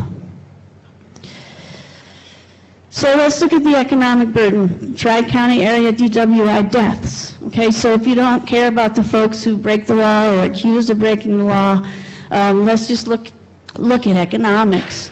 Each DWI death costs $1.5 million. In 2011, there were 7 of those deaths. That's over $10 million as an economic burden to us. So if we say we can't afford a reintegration center, we surely can. Next slide. Domestic violence, 1.8 million in 2012. Child abuse was 6 million. That included neglect. Next slide. So we're looking at 25 million a year for drug addiction, 6 million for child abuse and neglect, and 1.4 million per death from assaults. Next slide.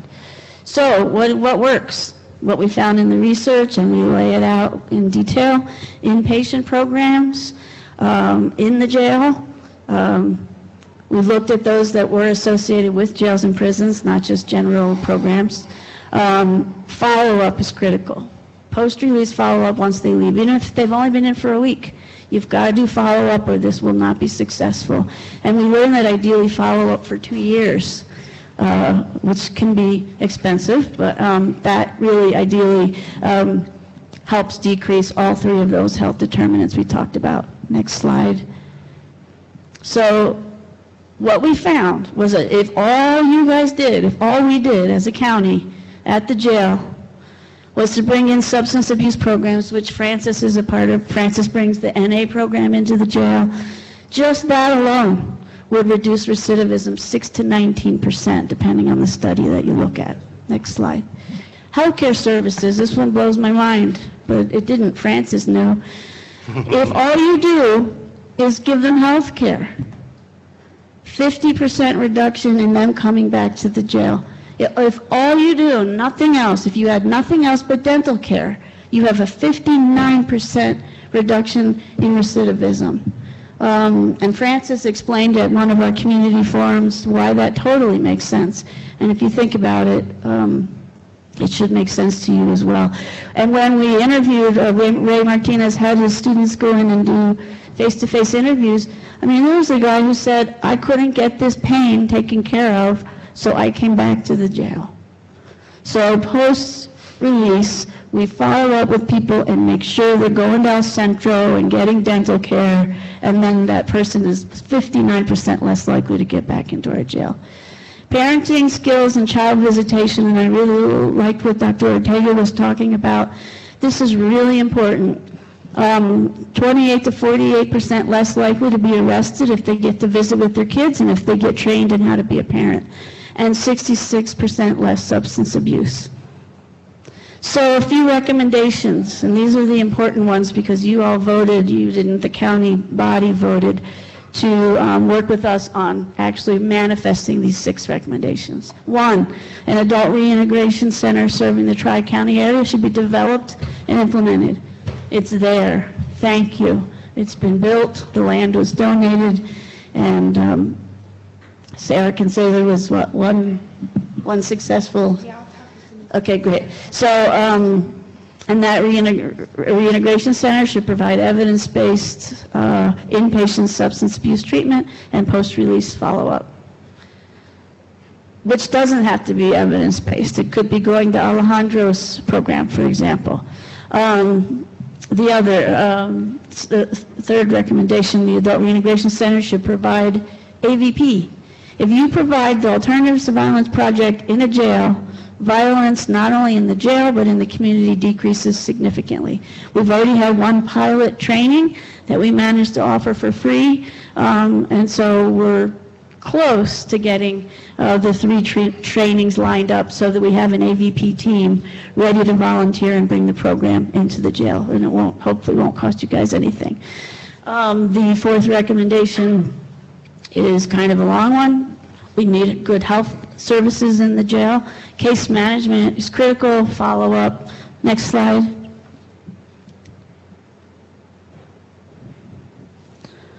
It has to do with adult education. As Rockwell knows, we really need continuing ed, job referrals. We need businesses in the community to step up and say, I'll hire them once they're released. We really need that. Next slide. So the commission, the detention center, which would include the warden and Sarah and the team, and our citizen advisory committee, the volunteer community members, and the HIA team, and the reintegration work group, and the school social work, and the community need to collaborate together based on our various levels of expertise and our ability to contribute. The sixth recommendation is that the detention center and the citizen advisory committee, so that would be working with Matthew and his team, a number of things we need to do together. Next slide. Be reconstituted to make sure that all three counties are sitting at the table every month when we meet. Paula Garcia is behind this for sure, 100%, so we've got to get Mora County. We've met with Guadalupe County. We need to get them sitting down with us every month. We did develop a new mission statement, goals, and we need to refine this. We need further work on goals and member assignments. We need to have our adult reintegration center stuff on the monthly agenda for the CAC. Now it's a separate group that meets. We meet twice a month now. That's great. And then report biannually to you, so you know what's happening. We didn't do that. We said we were going to do that, and we didn't. And we really need, and we found this came clearly out through the research, a full-time credentialed paid case manager needs to eventually be hired to oversee the reintegration center and the follow-up post-release. So collaboration across community partners and other stakeholders has been and will be key to the reintegration center's success. You will see like 2 pages of individuals and entities in our community who helped work on this whole thing. So the previous Board of Commissioners passed a resolution making a commitment to collaborate with us to implement these recommendations. We've started, but I'll tell you, it's slow going. The Citizen Advisory Committee became very frustrating for a lot of us because we felt like we weren't getting to do what we wanted to do. Pearson does the library cart, and Sally Flores does the library cart, and we're really grateful for that. And Francis does NA, and there's another person that does AA, and there's a number of other things that we said we'd do together, and we haven't done them, and the Citizen Advisory Committee needs more teeth to be able to get some things accomplished. Next slide. This is a long statement, and it's from Jessie Jensen of HEP, of the Health Equity Partnership. And basically, she's just thanking all of us for working together. This is the group that funded our HIA so that we could get this done. And at the bottom, I bolded it where she thanks the San Miguel County Commission and the new warden for considering these HIA recommendations. It's a polite way of saying we hope you'll stick to the commitment that the previous folks made. And then the last slide I have is just my contact information, but Frances is also very willing, and I'll ask her to share her contact information for folks interested in NA. And I'm going to let Sarah speak. Good afternoon, commissioners and community. What I would first like to do is ask all the members that have been part of this Citizen Advisory Committee that are in the audience right now to please stand up.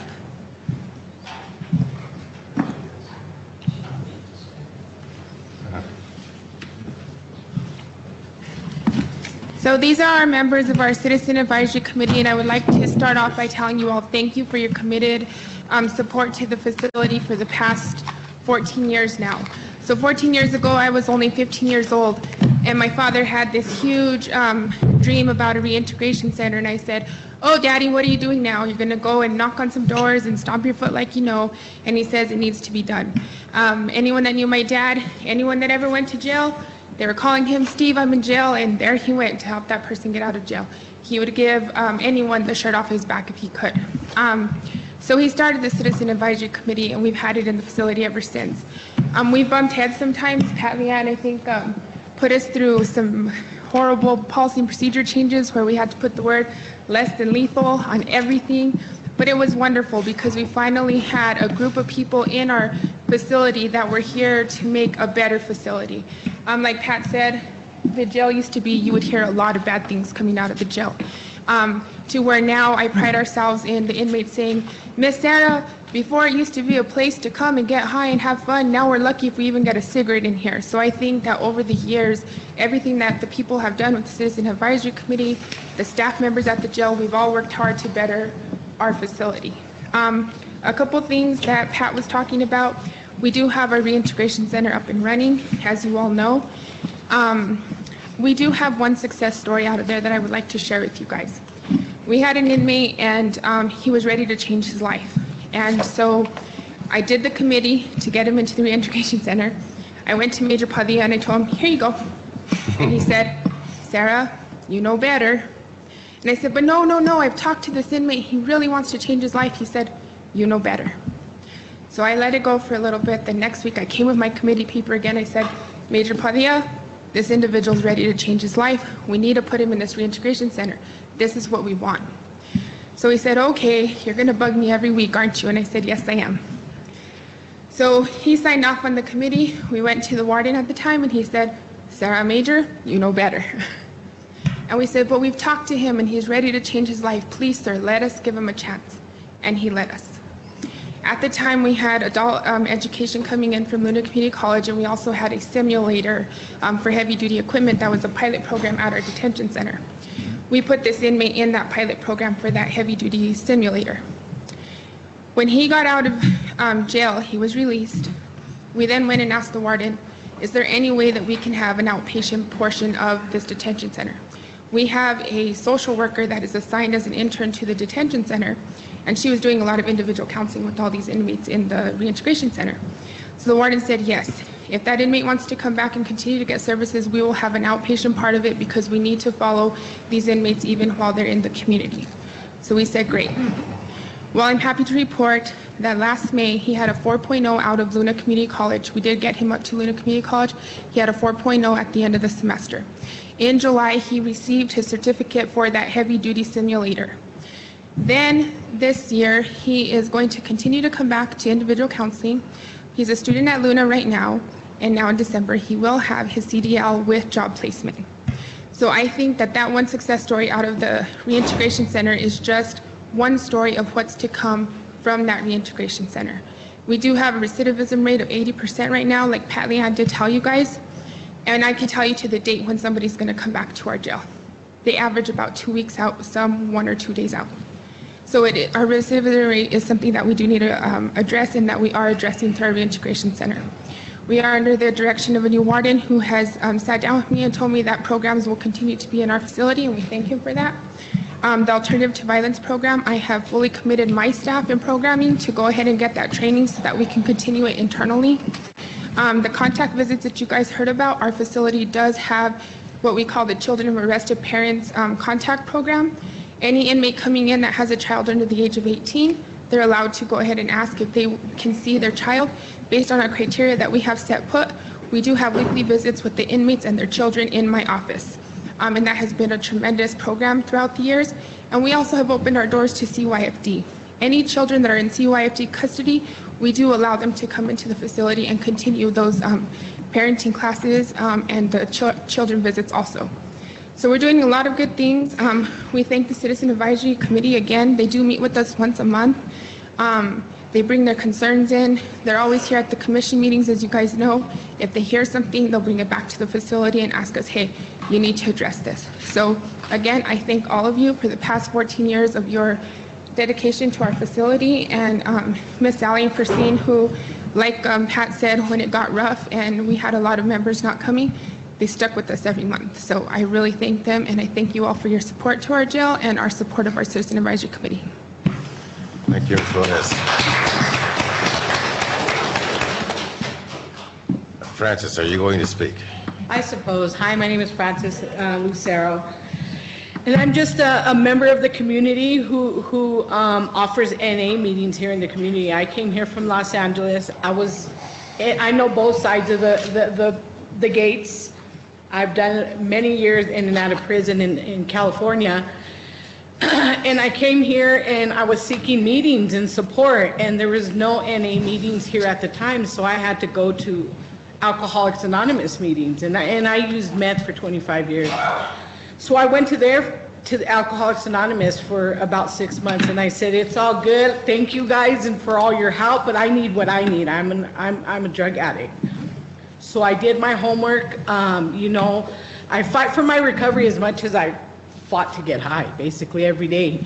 So I researched and I started a meeting January 1st, 2015, and we named it Si Se Puede. And there was 1 day a week, and now we're at 3 days a week. We're Monday, Tuesdays, and Thursdays. And when I can and I have enough volunteers, I'll go into jail as much as I could.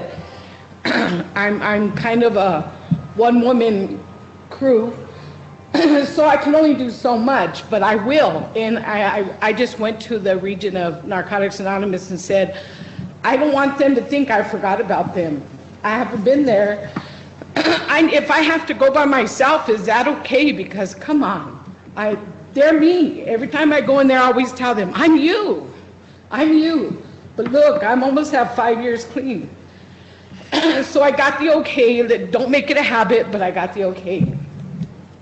So I just want to say that I even put my name and number in the paper, in the optic under Si Se Puede. Like, there's no other way I could reach out, but here I am.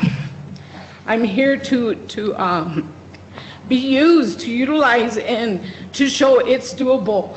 Yes, I was that person going in and out 7 days, you know, a month, 2 months later, in and out. It was a revolving door. But something snapped, and like I said, I fight for my recovery like I fought for my dope. So, thank you. And I just want to note that, Francis, much to the dissatisfaction of the Citizen Advisory Committee and HIA team, the Reintegration Center was designed only for men, when actually the evidence shows that women are more successful in going through reentry programs.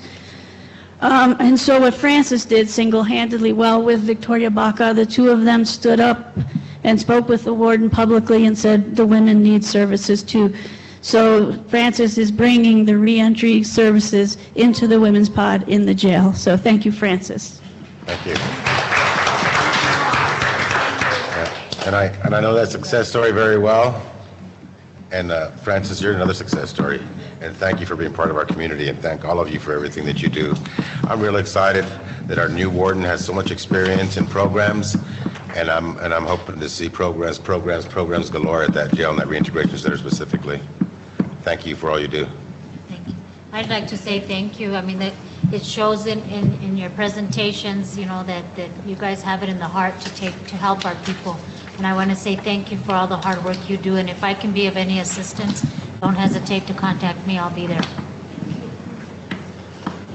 Thanks again. It seems like these presentations are so connected. They all just need to get together and start, you know, working together a little more, perhaps. I'd like to recognize Honorable Judge Sandoval, walked into the room. Welcome, Judge.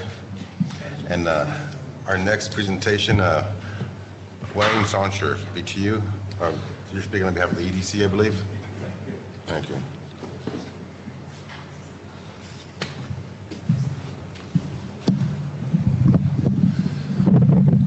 Mr. Chairman, Commissioners, my name is Wayne Sauncher, and I am with BTU, but I'm here speaking on behalf or with regards to Las Vegas San Miguel Economic Development Corporation.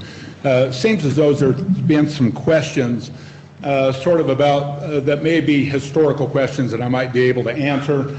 Some things point out from my perspective. I'm one of the founding members of San Miguel, Las Vegas, San Miguel Economic Development Corporation. I've served different positions. I'm a past president. I'm currently on the board as a past president. The questions that have come about is with regards to the crusher royalties and the money that comes from those going to the Economic Development Corporation, how they came about, what their intended purpose was, and why they should continue to go there. I'm going to give you a little historical, I'm going to back up a little bit, and EDC was formed kind of around 2000, 2002, we came to being. And there was a real need to determine economic development in this area. We had some businesses that left, such as the Medite Group and people like that. And so we got together to form public-private partnerships, if we could, with the private sector as well as with the public sector, so that we could be a stronger organization for our community. We held a series of meetings to determine a strategic strategy for economic development. And after these meetings, and these were town halls that were held at various places throughout the community, after these meetings, the importance, the opportunity, and the need for rejuvenation of the wood industry in our area became a priority. Las Vegas and San Miguel County is surrounded by national, state, and privately owned forest. And since its inception, the economy of the area has been highly tied to the wood products industry. Early businesses supplied wood for railroad ties and the expansion of the railroad. There have been numerous sawmills in the area, and from 1984 to 1998, we had the MDF plant north of town. We lost the plant in 1998, and that was a loss of over 250 to 300 direct jobs to the area. And the downturn in the economy and in the local industry in that was significant. Wood products were identified as a great opportunity to export our products out of the area and as a vehicle to create economic prosperity and opportunity within the community. To provide a vehicle in which we can keep our young people in Las Vegas, and it would allow them the opportunities to grow and to support their families here. The surrounding forested area had a great deal of small, and still continues to, has a great deal of small diameter timber that could be used for this process. We had tremendous overgrowth of our local areas. We had a hazardous fuel load in our forest, and the community watershed is at extreme risk. And so we developed a project strategy. We identified the local resources and the opportunities for the wood industry. We formulated a wood cluster organization, and EDC applied for it and received a grant for $50,000 from the New Mexico Rural Response Council so that we might go about making this wood cluster, take it from concept to implementation. The wood cluster would be developed to aid existing businesses and to facilitate the development and the attraction of new businesses within the wood product sector. The Las Vegas Wood Cluster was then formed under the umbrella of Las Vegas San Miguel Economic Development Corporation. We were comprised mainly of members that were involved in the wood products industry, and there needed to be changes at that time in how the industry worked. Some of our early campaigns and things that we worked on, there was extremely high workers' comp rates for the industry. We worked with industry, with the Forest Guild, with Highlands, with the insurance industry, and we got the rates that were in excess of 75% reduced by 50% on workers' comp. Training programs were established, but there was also still a need for a regional sustainable wood business park. And the old Medite site was identified as the ideal location for such a park. Originally, there were 78 acres. That was the original plant size, and there was also a huge amount of infrastructure that was already in place. There were 2 rail sidings that provided access to the property, and it had been used for wood products use in the past. The adjacent property, another 65 acres, was also available for growth. The property was owned by Valhai Corporation. In 2004, Las Vegas San Miguel Economic Development Corporation began negotiations with Medite, and funding sources were then sought for the property. A plan for the park was established in 2005. We were going to create new jobs, expand existing businesses, and help grow our existing wood products industry. We wanted to also create a healthy forest initiative that would reduce and help reduce the dangers of catastrophic forest fires in our watershed area. We wanted to use modern green techniques for harvesting. We wanted to encourage and certify certified foresters, and we wanted to encourage the development of new methods of harvesting these products. In order to do that, we worked again to lower the workers' comp rates, efficiently harvest and utilize all the harvested materials that were going to be coming out of our forest, and we saw that we certainly did need to establish the business park, and it needed to develop a transportation hub for product shipments. The wood park was to be a vertically integrated facility for manufacturers, for loggers, craftspeople, and developers of biomass energy generators. The park would enable forest thinning to reduce the hazards there. It would provide opportunities for loggers to become certified and to allow them to reduce their workers' comp rates, as well as establish industry guidelines for healthy forest thinning. Using renewable energy, including wood and biomass generation, biodiesel, and wood catchments at the facility. Public-private partnerships were then formed. Part of those was New Mexico Highlands University School of Forestry, the State Forestry Department, the U.S. Forest Service, New Mexico State Economic Development Department, the Department of Energy and Minerals, the Biophilia Foundation, the Rural Development Response Council, and San Miguel County. After meeting with Governor Richardson, it was agreed that we could request capital outlay funding for the project through one of our public partners. San Miguel County agreed to be that partner and would be the owner of the property. Las Vegas San Miguel Economic Development Corporation would manage the property.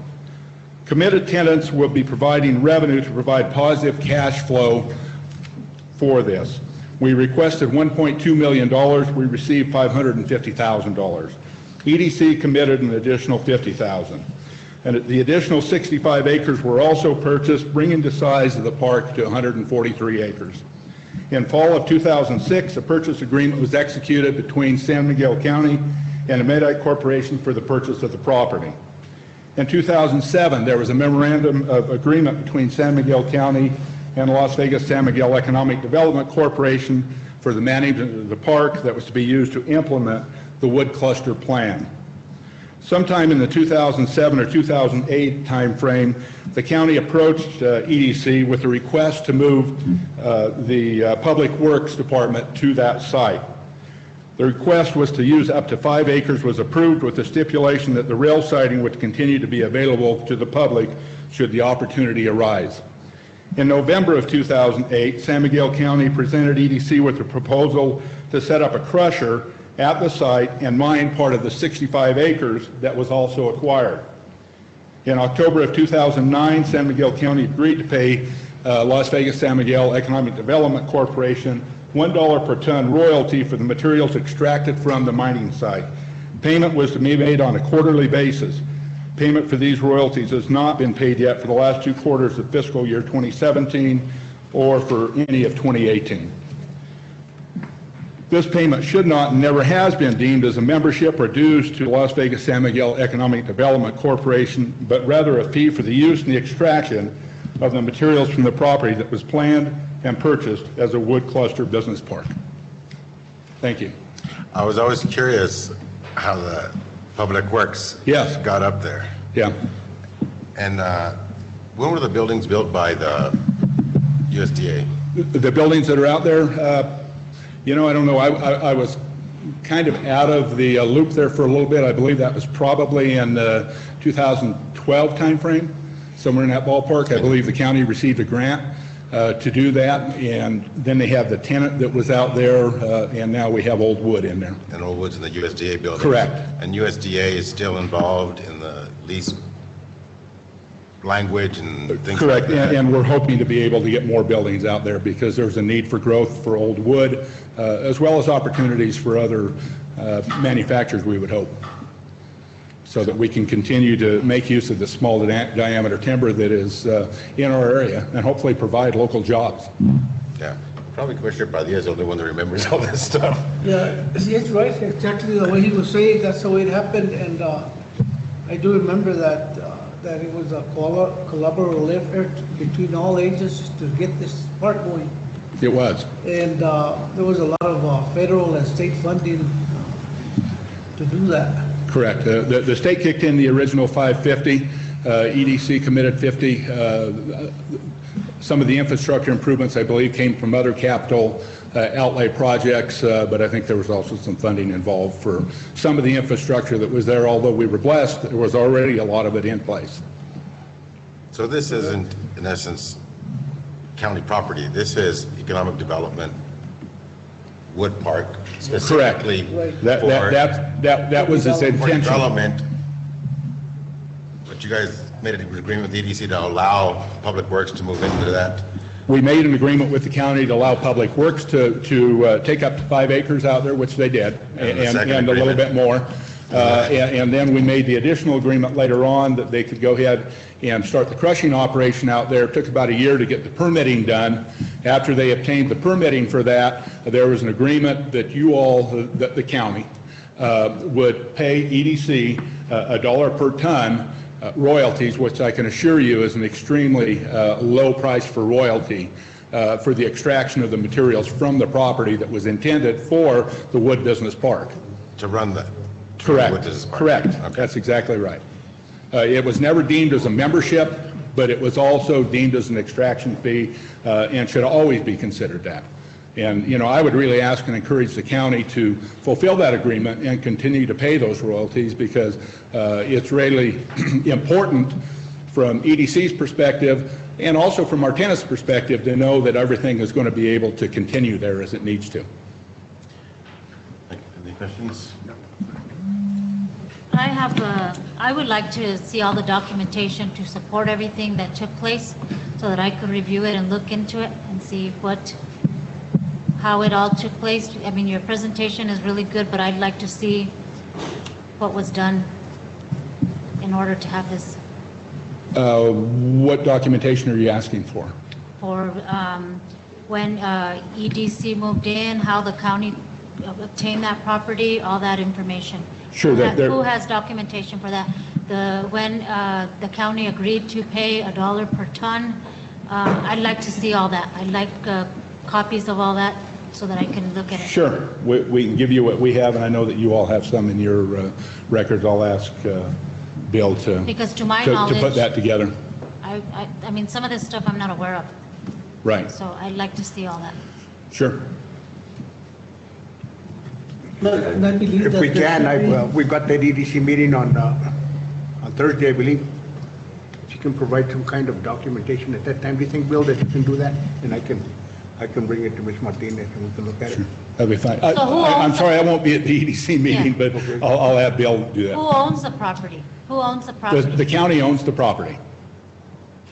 Mr. Chairman, if I may advise you, maybe what we need to do is have our staff do a background check to all the files, because everything has to be on file.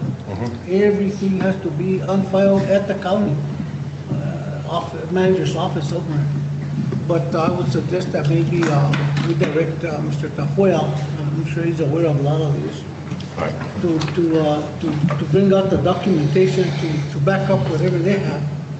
That way, you know, it's documentation that we have, and not just from their side, but also from the county side, because we have to have probably more documentation than they have, because we're the ones that plan. Yeah, we should have all those copies of everything that he was. So we should have a file on that, and I would direct the chairman to direct Alex Tapoya or somebody to get those records out so that it can be matched with what they have. Absolutely. In addition to that, Mr. Manager, perhaps you can put this on the next agenda item so we can settle this crusher royalty issue once and for all.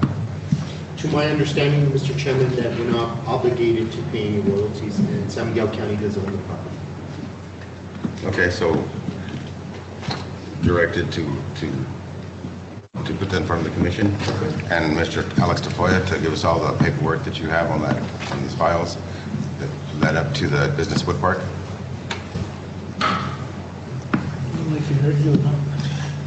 The manager will tell you what I said, Alex. Thank you, Wayne. All right, thank you.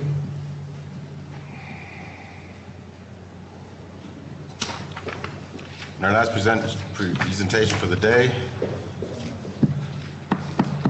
What's that last name? Geng? Ging. I'm sorry. Bud Ging, Rocky Road.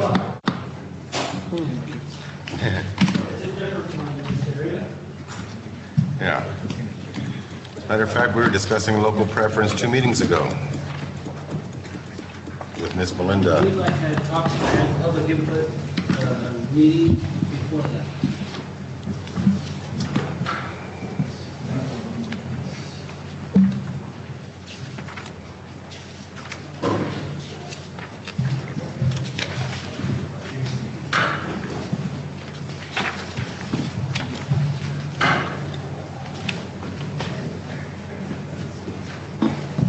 Good afternoon, chairmen, commissioners, public.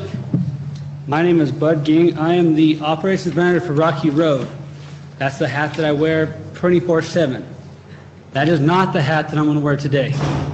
I'm here as a citizen of San Miguel County looking to better this county, okay? This is my 4th year here, and me and my wife plan to set our roots here, build a family here, and continue to try to make it a better place as all you have. It's evident that there's a lot of people in this community that care about it, and that there's big leaps and bounds that are trying to be made, and I want to assist in helping businesses, local businesses here, and I want to say this before we start, that if there's anything that I can do by the law to assist in helping push this matter, please, I would like to be a reference on that. I've done a lot of research in the past month, 2 months, on statistics of the county and statistics of counties that have applied this local preference, and we're going to talk about that in the slide today.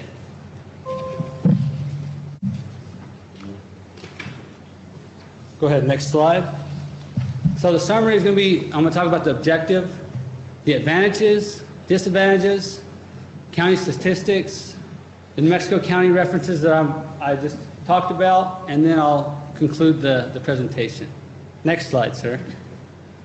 The objective today is to persuade the County of San Miguel to offer a local business preference to our resident suppliers and vendors.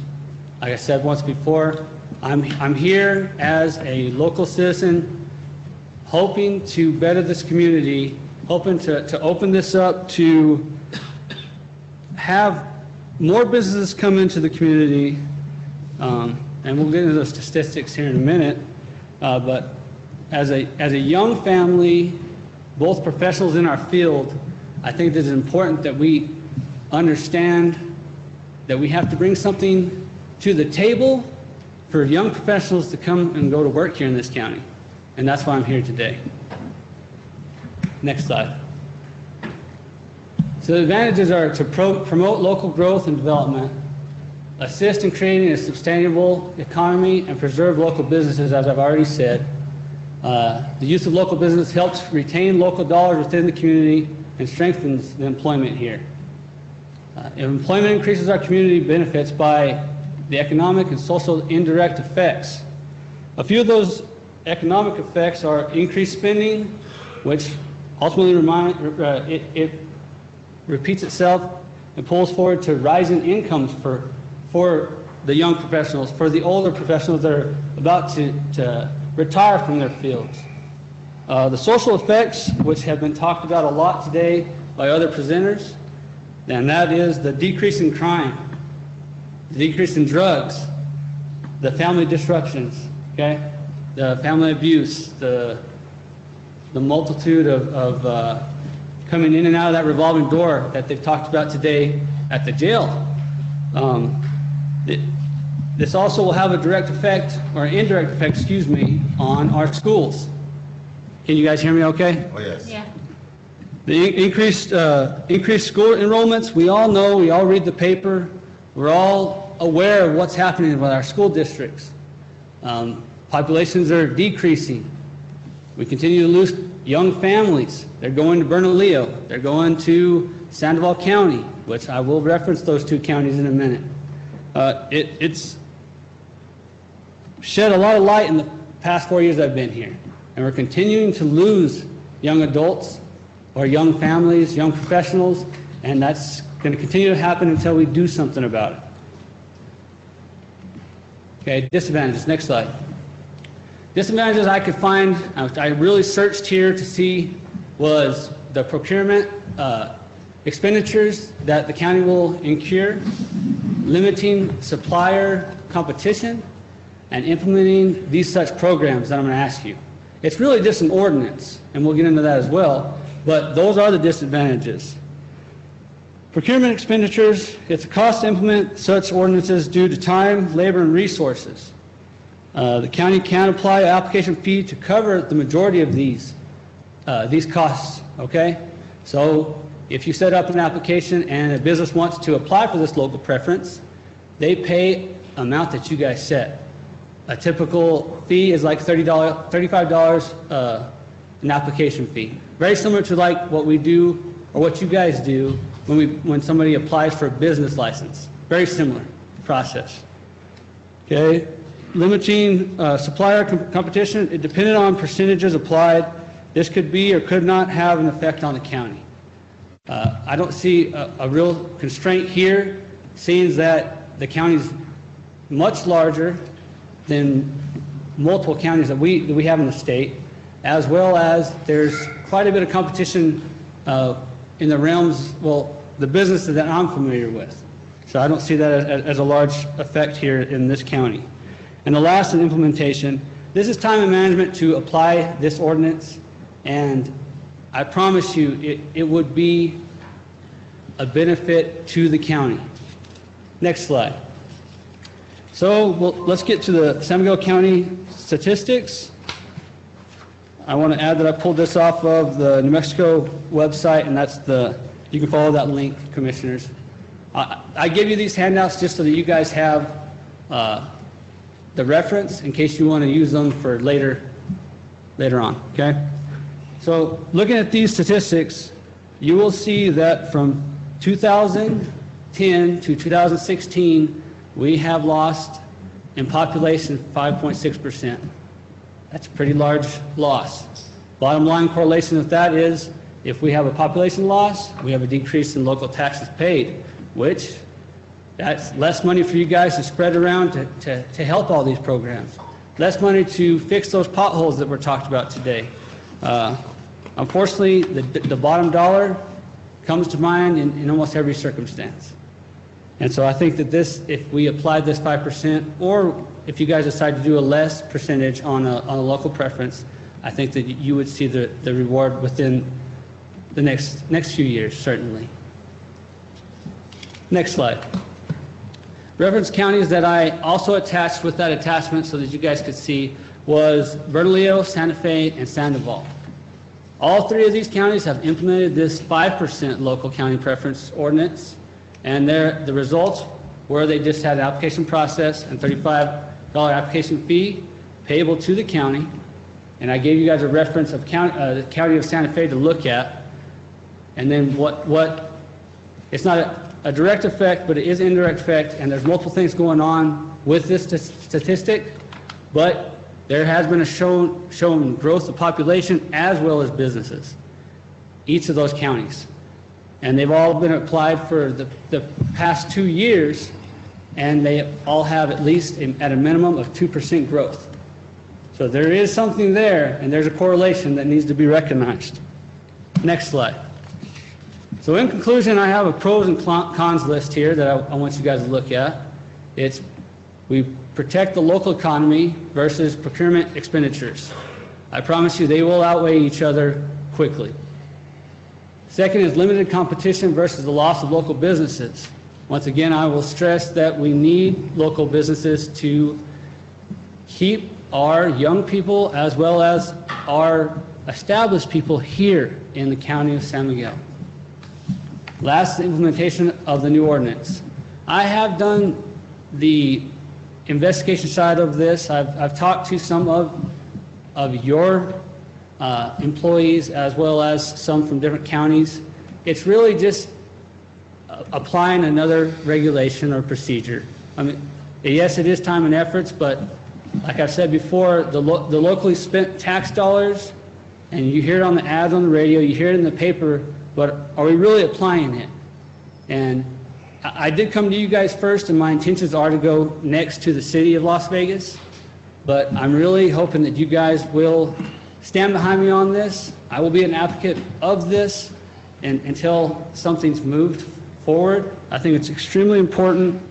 Like I've said before, while procurement expenditures may rise in response to applying this local preference, I believe that the additional costs are outweighed by support for the development, enrichment, growth, expansion, and retention of local business within our community. They're like keeping any tax dollars that's spent on contracts, whether it might be a piece of paper that the county buys you know, or in this circumstance, a load of gravel. I think that you guys will see the benefits in keeping business here and then growing businesses. In some of those counties that I referenced before, we had huge changes in businesses, small businesses that have started in those counties by a 5% fold. And so that's going to put money back into the pot for the county, is what I'm trying to express. And that will conclude my presentation. If there's any questions, please don't be afraid to ask them, and I can leave my contact information. I just have one question. We discussed this a few months ago in a meeting. We asked, you know, for local preference, is that going on an RFP, maybe an ordinance? Did you look into that as far as the procurement? Mr. Chairman and Commissioners, yes, I've already received a couple of different ordinances, and actually the attorney gave Romero and I will be meeting tomorrow to actually kind of try to put together a resolution. The resolution one comes through first. Right. And then prior to the ordinance, we're going to be working that out. Then I'll also be meeting with Dr. Martinez to see like to what extent it is you guys want to provide this. Is it for procurements that are for the bids and RFPs, and or are they just for small purchases as well? How do you guys want to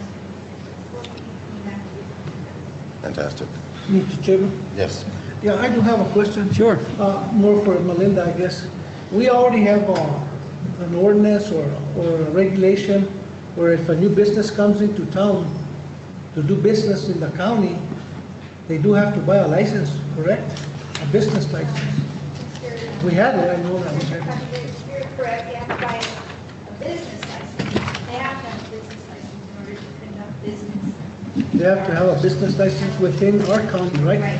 To do business. So I think that's part of the thing you were talking about. Well, I referenced it, sir. As I was saying, it would be as simple as, the county, like Melinda's saying, and don't let me step on your toes, but the county, to do business in the county, you have to pay an application fee.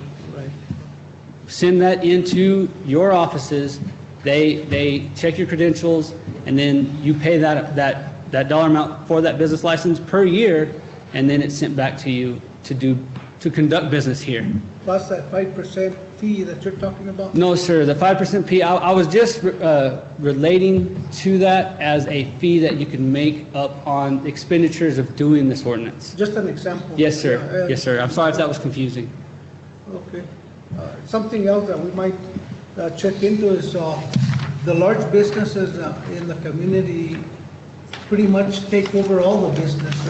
I see the small business people and contractors don't have a chance to bid on a lot of these jobs because they don't have the amount of materials that are required. So we have to also look at those issues, because if one company gets all the work and the rest of the companies go broke, I mean, we're pretty much defeating the purpose. We need to see how the big companies are going to help the smaller companies stay in business too. That's a big concern that I have, and I've always had that concern. There's a lot of small contractors, 2-3 truckers that can't make it because there's no work.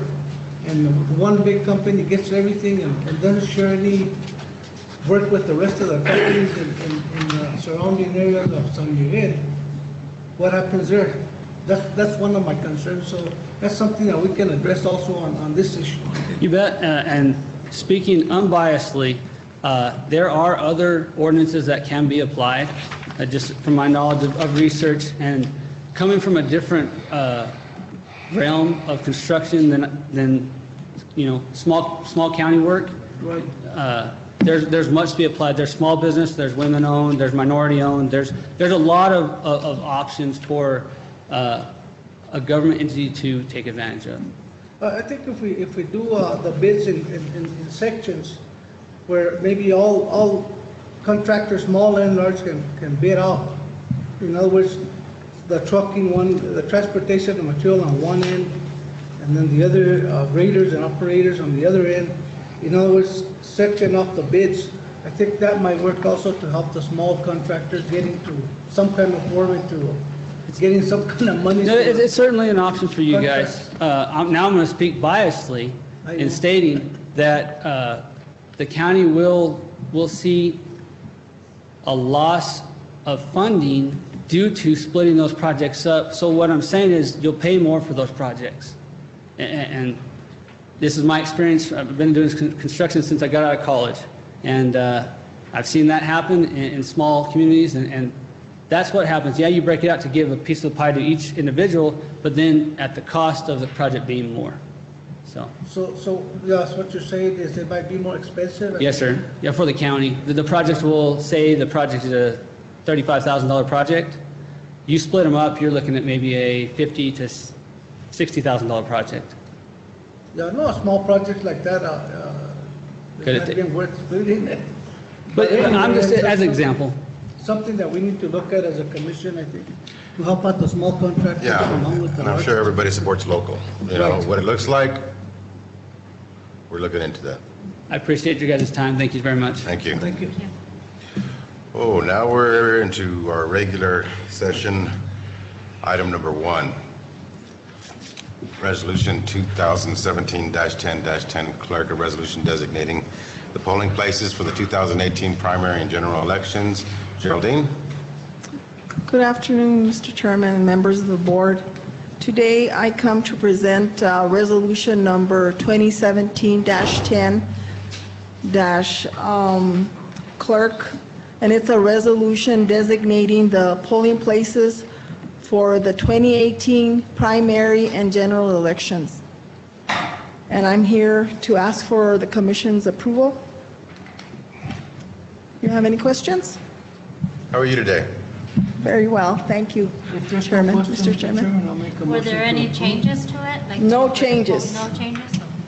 We have 4 VCCs and 10 traditional precincts, so no changes. Motion made by Commissioner. Yes. Motion to approve resolution 2017-10-10. There's a motion on the table already. No, Commissioner Padilla made a motion. I didn't I'm hear sorry. the seconded, I'm sorry. I didn't- Seconded by Commissioner Najar. All those in favor say aye. Aye. All those opposed, same sign. Motion carries. Thank you so much. Thank you. Have a good afternoon. Adios. I'm sorry, I didn't hear that, Commissioner Padilla, must be. Item number 2, proposal to support Tiger 9 discretionary grant application. Commissioner William, Colfax County Chairman.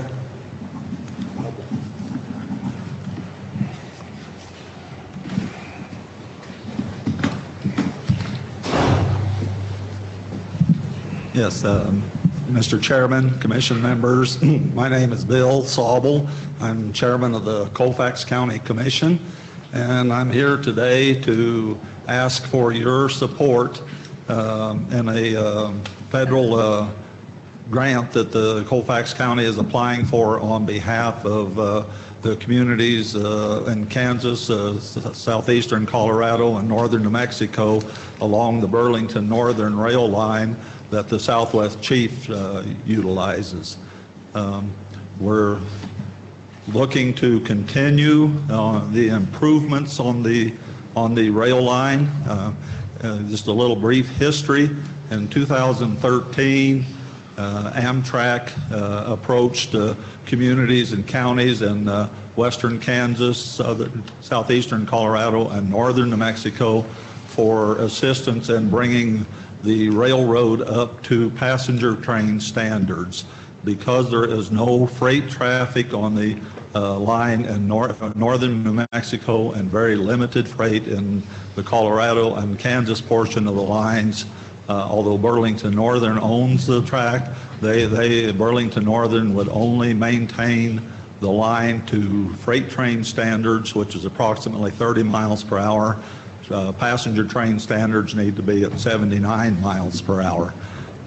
So they did approach the 3 states and the communities asking for support and assistance in raising approximately $100 million to bring the line up to passenger train standards. Since 2013 and 2014, Garden City, Kansas applied for and received a Tiger 6 grant, and Tiger is a federal an acronym for a federal transportation grant. The Tiger 6 grant, all of the work was concentrated in western Kansas and Colorado. In 2015, La Junta, Colorado applied for a Tiger 7 grant and received it. And that grant was for work to be done in Kansas, Colorado, and northern New Mexico. The work in northern New Mexico was all identified the priority on the state-owned portion of the railroad from Lamy south. In 2016, Lamar, Colorado applied for a Tiger 8 grant that was not successful. So this year, Colfax County is putting in an application, which is due by the end of by Monday, for the Tiger 9 grant. And what we're asking for is the project total would be $28.5 million, of which the federal grant portion would be $19.5 million. The project, the match monies would be $9 million in the three-state area. And what we would like for San Miguel County to consider is a letter of support that would be to Colfax County that would go in with the grant application, and along with that, a pledge of matching funds of $12,500. And the $12,500 pledge of match would only be if the grant was awarded. So, right. Now the work for this proposal for the New Mexico portion of the line, they have identified $5.4 million to be spent on 24,000 ties from Raton Pass to the Lamy section, and then $7.7 million to be further utilized on the state-owned portion of the line. With this, if this grant is successful, out of the $100 million, we are approaching $85 million of that has been successfully met. Did you say from Raton to Lamy? For the ties? The ties, they're looking at 24,000 ties in the Raton subdivision. Oh, okay. And so that's not a lot of ties to go to Lamy. So how much would affect a portion, all of San Miguel County? How's that? Would it affect the entire San Miguel County, the rail line? The rail line, the passenger stop, the Southwest Chief does stop here in Las Vegas. The last numbers that I seen was going back to 2013, but at that point, 5,500 people either got on board or off of the train in Las Vegas. The importance of the reaching out for the local communities and counties to contribute these matches is that when the federal government goes to looking at awarding these grants, it shows that there is broad regional support, and one of the criteria for the grant is that it benefits rural communities. Currently, Burlington Northern and Amtrak have pledged $3 million apiece as far as matching funds. New Mexico Department of Transportation has pledged $1 million. Colorado and Kansas Departments of Transportation have also pledged $1 million each. There are numerous counties and communities up and down the line in all three states that are contributing monies. Typically, these grants become available like in March and April, but with the change in the presidents and administrations in Washington, D.C., this was pushed way back, and they came out here in September announcing the availability of the grant and gave 1 month to complete and submit. So we're under a very, very tight time frame here. So with that, I'll stand for questions. We have a motion to approve by Commissioner Martinez. I'll second that motion. Seconded by Commissioner Padilla. All those in favor say aye. Aye. All those opposed, same sign. Motion carries. Thank you for coming down. And again, Mr. Chairman. because of the very short time frame we've got to submit this, if we could have some type of a letter by the end of this week. I did bring along with me a previous letter that San Miguel County had submitted in another application, if that would be of assistance. Thank you. The manager will get it right to you. Thank you so much. And welcome to San Miguel County. Enjoy the good food. I think he still has another item under the jail, you know? Under the jail approval.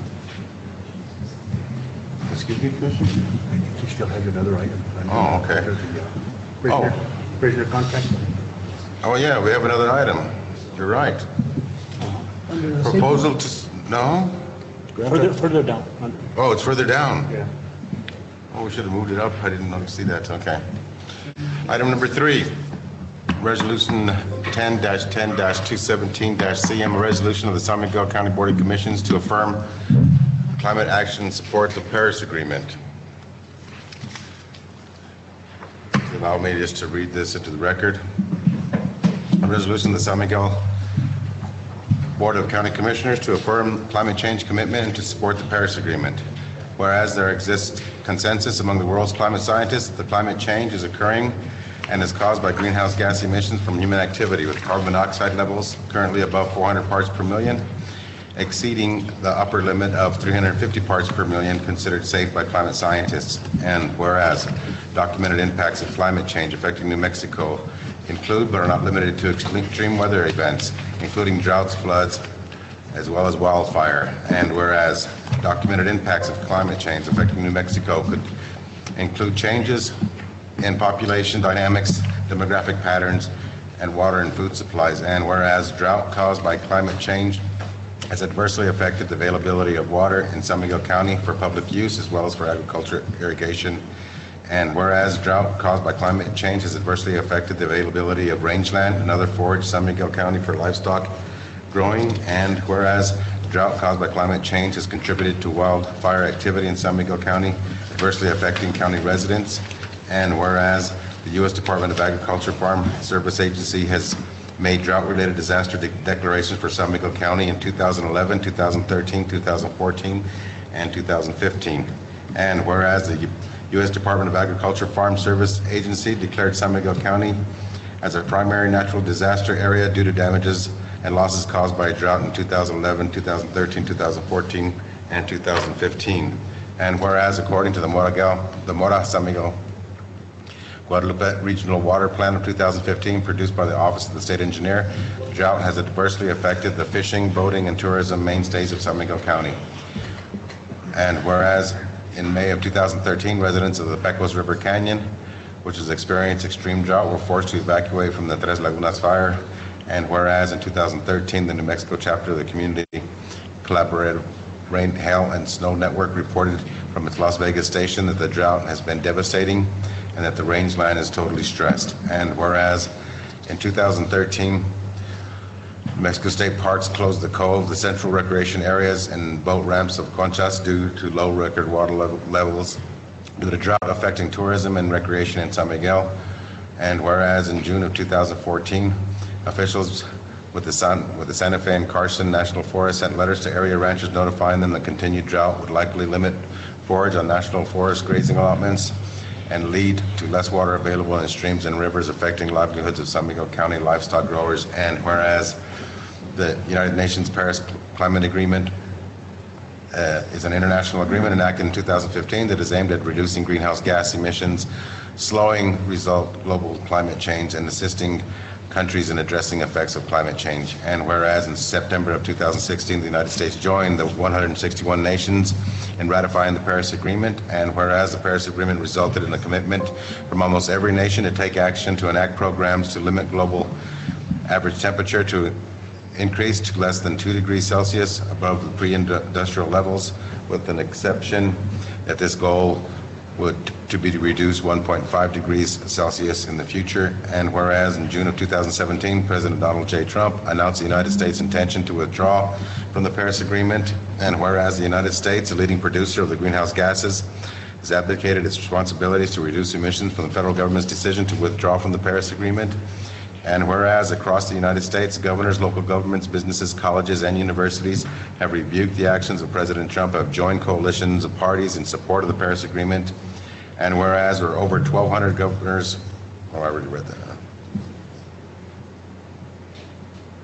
1,200 governors, local governments, businesses, colleges, and universities have committed to maintaining the United States leadership in reducing greenhouse emissions. And whereas San Miguel County is committed to addressing the negative impacts of climate change and to improving the lives of its citizens through energy efficiency, renewable energy, waste reduction, recycling, and water conservation. Now therefore let it be resolved, the San Miguel County Board of Commissioners as follows. San Miguel County opposes President Trump's intention to withdraw from the Paris Agreement and urges the federal government to maintain and actively work to achieve its commitment to carbon emissions reductions under the Paris Agreement. Number 2, San Miguel County joins cities, counties, and states across the country in committing to the goals of the Paris Agreement to climate change and to promote environmental sustainability.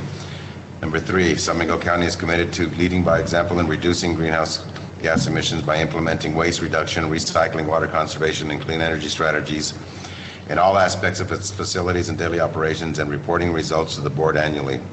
Actions to be established in collaboration with community members and organizations with expertise in the energy conservation field. On behalf of the county, the San Miguel County Manager is directed to sign on to an open letter to the international community and parties to the Paris Agreement for the United States, state, local, and business leaders at the above mentioned website. I'll open it for questions or comments.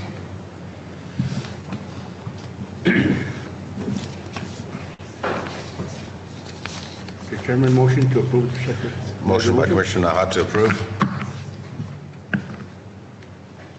Second. Seconded by Commissioner Varela. All those in favor say aye. Aye. All those opposed, same sign. Motion carries.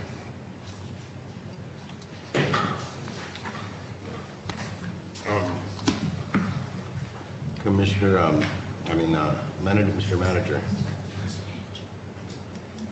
can you send a copy of this to our representatives in Washington, D.C., and also to the mentioned clean air, water folks that are mentioned in this resolution?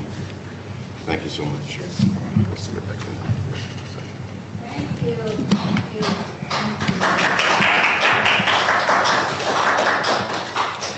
you. And just for the record, these commissioners, we are supposed to take care of roads and stuff, but we do sit on several committees in Washington, D.C. for the National Association of Counties, so the voices at this level can be heard. In Washington, D.C., I personally serve on the Public Lands Committee and the Immigration Task Force, which is a bipartisan organization. And that is also our duty to ensure that our voices are heard at the national level. Item number 4, resolution number 10-2017 CM2, a resolution supporting congressional action to codify the Deferred Action for Childhood Arrivals Executive Action of 2017. I'll read it into the record. Resolution supporting congressional action to codify the Deferred Action for Childhood Arrivals Executive Action of 2017. Whereas Deferred Action for Childhood Arrivals, DACA, is an executive action allowing that certain people who came to the United States as children and meet several guidelines may request consideration for deferred action for a period of 2 years, subject to renewal, and are eligible for work authorization. And whereas the DACA program is transformative in that for over 5 years, it has successfully allowed close to 800,000 immigrant youth to pursue their full potential and contribute more fully to their communities. And whereas New Mexico is home to approximately 15,000 DACA eligible individuals and 6,800 have become deacclimated. And whereas San Miguel County recognizes that 98% of the eligible DACA individuals in New Mexico are indigenous to the Americas. And whereas DACA has dedicated economic impact, where the Center for American Progress found a study that the loss of all DACA workers would cost the United States $433 billion in gross domestic product over 10 years. And New Mexico economic forecast suggests the loss of immigrant-generated revenues would be more than $67,999,000 in annual GDP losses. and an estimated total amount of $384.6 million in overall GDP losses. Mexico State Auditor Tim Keller, February 2017 report, border security, immigration, and Mexico's economy. The website is there. And whereas DACA recipients contribute 15.3% of the wages to taxes, which funds Social Security and Medicare, and DACA. 12% of DACA recipients have purchased homes, 55% of the DACA recipients have purchased a vehicle, and 6% of DACA recipients have launched businesses, and 98% of DACA recipients are working or are in school. And whereas an April 2017 survey of registered voters found that 78% of American voters supported giving Dreamers a chance to stay permanently in the U.S., including 73% of Trump voters, and only 14% of all voters, 23% Trump voters, believe Dreamers should be deported. Whereas the Army forces rely on DACA applicants to serve through military accessions vital to the national interest, which enlists individuals who are fluent in critical languages to process medical professional skills essential to the defense of our nation. And whereas economists estimate that a Clean Dream Act could grow our economy by significant amounts over the next 2 decades, and whereas DACA has enabled young people to live without fear of deportation and provide a pathway towards achieving dreams by contributing to the economy, continuing their education, support their families, and strengthen their communities. And whereas very single, in this country. Very single. I think it means every single immigrant in this country deserves to live with dignity and safety. And whereas deportation agents, ICE targets our families and our communities, as agents are more emboldened than ever as young teenagers have been cut off from DACA, there is plenty to worry about and plenty of urgency to fix this situation. And whereas young people are stripped from their protections of DACA and should not be held as political hostages to be leveraged against their parents, against other immigrants, or subject to border militarization.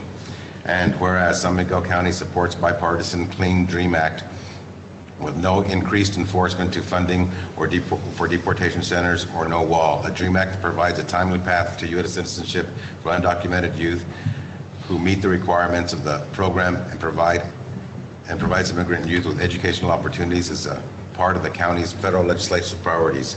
Now therefore let it be resolved that the San Miguel County Commission calls on Congress and our New Mexico delegation to act quickly to codify, to pass a clean bipartisan DREAM Act and preserve and make permanent the DACA program that many moral individuals can preserve in their future as contributing members of the community. Motion to approve. Motion to approve by Commissioner Varela, seconded by Commissioner Badilla. All those in favor say aye. Aye. All those opposed, same sign. Motion carries unanimously. Also, Mr. Manager, the chairman of Mora County would like a copy of this resolution because they're going to follow suit also with the Paris Agreement. Oh, and Commissioner Vasquez of Doñana County asked that he be sent a copy.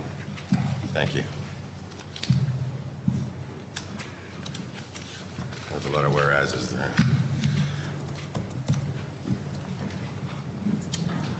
Commissioner, yeah, can you take over item number 5? Sure.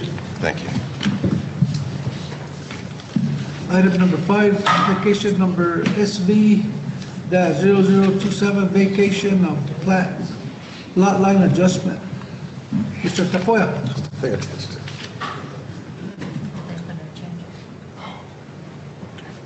Good afternoon. What we have for you today with this item is application number SV-0027, which is a vacation of plat, a lot line adjustment. The county received the application for 2 tracts of land that are identified as tract number 9 and tract number 10, block 4 within the Tecolote River subdivision. And as per the county subdivision regulations, because the 2 properties are within a subdivision, The action to approve or deny the application, which is a lot line adjustment, has to be taken by the Board of County Commissioners because county staff doesn't have the authority under the ordinance to make that decision. It's a simple lot line adjustment submitted by two applicants, Jennifer Townsend and Linda Stillman. What happened is at some point several years ago, a house was built on one of the tracts of land that encroaches across the property line to the other tract of land. The county ordinance or subdivision ordinance requires that a re-subdivision of this type that includes a change to a lot line within an approved subdivision, the action has to be to approve or deny the application must be taken by the Board of County Commissioners. So what we're asking the Board of County Commissioners to do is hold and conduct a public hearing on the application submitted by Linda Stillman and Jennifer Townsend. And then we're also asking the Board of County Commissioners to approve that vacation of plat lot line adjustment. We received two comments from adjoining property owners. A property owner who currently lives in Michigan called and wanted to know, we sent notices out to adjoining property owners and the utilities that are affected.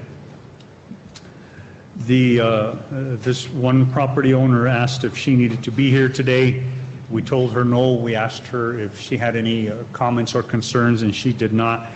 We also had a property owner out of Albuquerque that called last Friday and just wanted to make sure that it was not affecting her tract of land, and it isn't affecting her tract of land. The Mora San Miguel Electric Co-op reviewed the application. They had no concerns, and the application does not affect any county roads or any other utilities. And if it gets approved, the plat would be prepared by a surveyor, and the commission chairman would then need to sign the plat. We have Elizabeth DeMar here, who has been authorized by the property owners to speak on their behalf if you have any additional questions or any concerns. And there she is. So we would ask that the county commission hold and conduct a public hearing on the application, and then at the conclusion, if there are no concerns that need to be addressed, then we would ask that the Board of County Commissioners approve that lot line adjustment. Thank you, Mr. Tafoya. At this time, we'll open up for a hearing, and I would like to ask the persons that are in favor of the lot line change to stand up and up to the mic, identify themselves for the record, and state your business.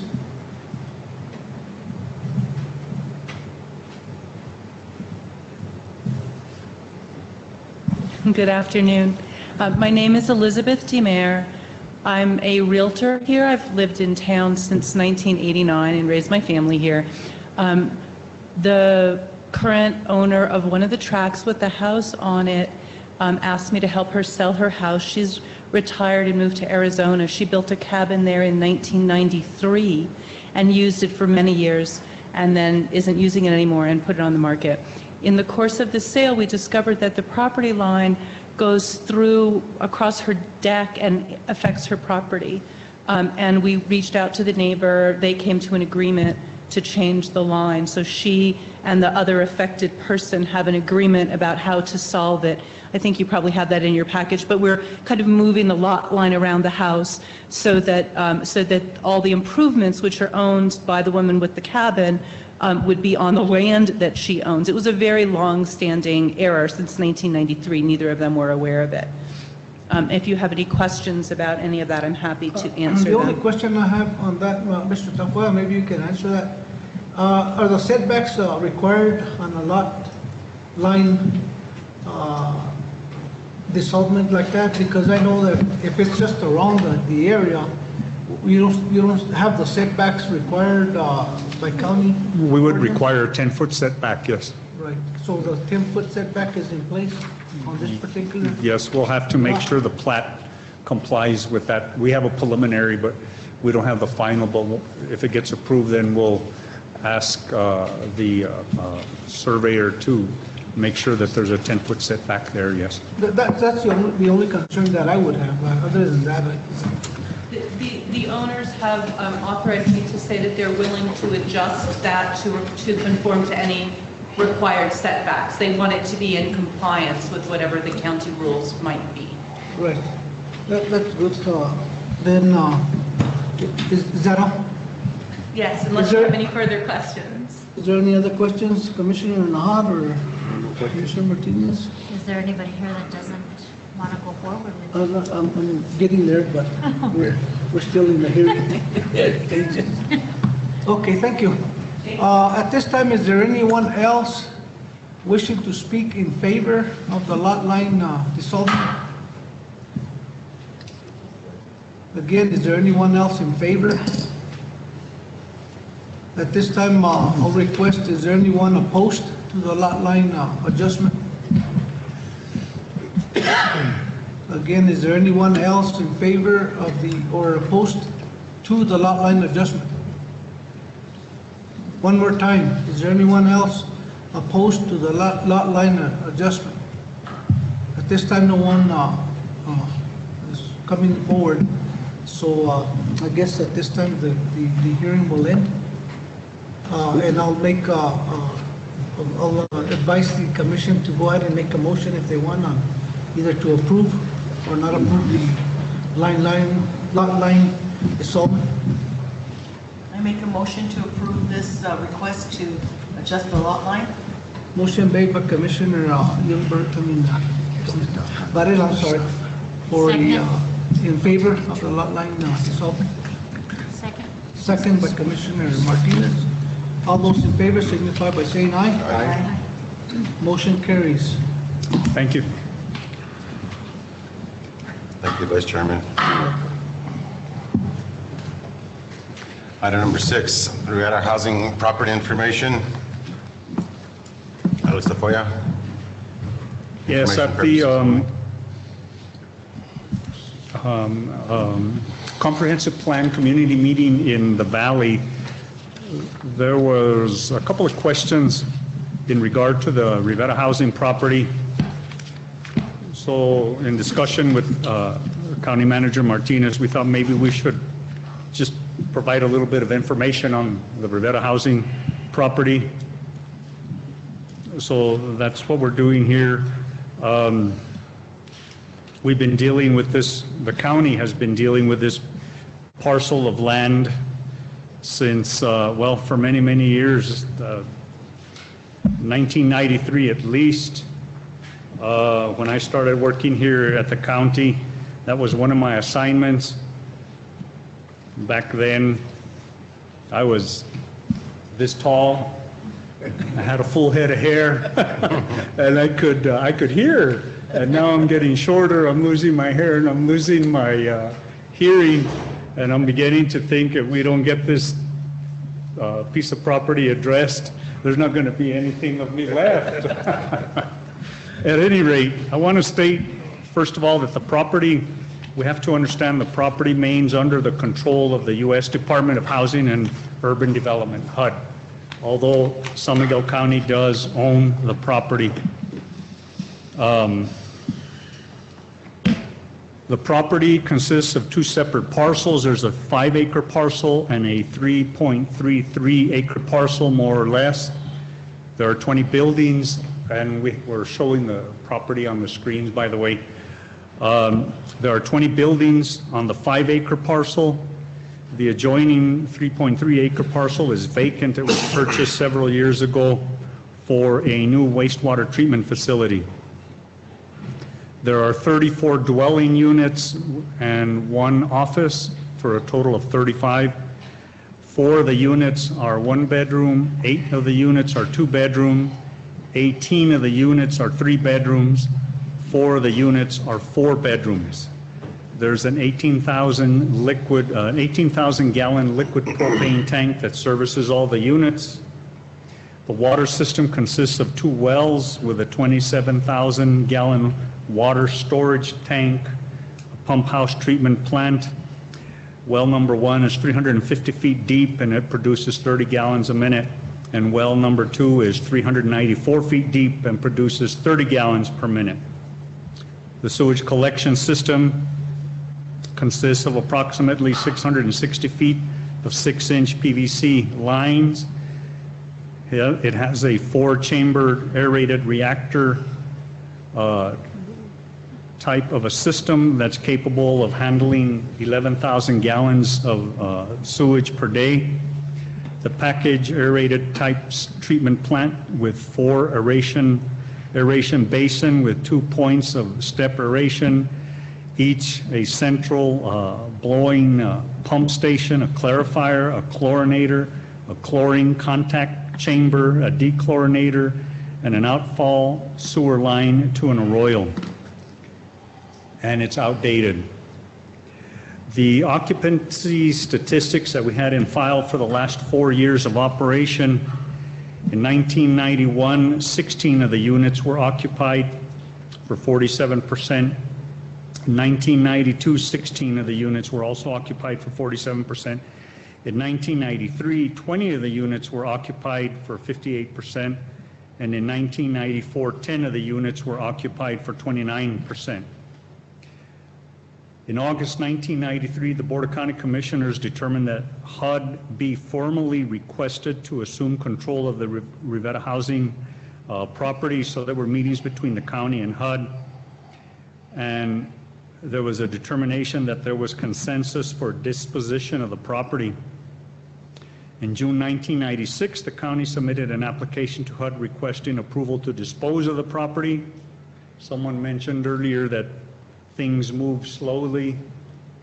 In February 1998, HUD granted approval to the county to dispose of the property through public sale, with the sale being made to the highest bidder at fair market value. Since then, actually since the year 2000, the county has held 4 public sales of the property and none of them have been successful. If the property were to sell, the uses of the proceeds of the sale are to be used for rental assistance to low-income families, and the proceeds cannot be used for general fund purposes. So the public sale process consists of several things.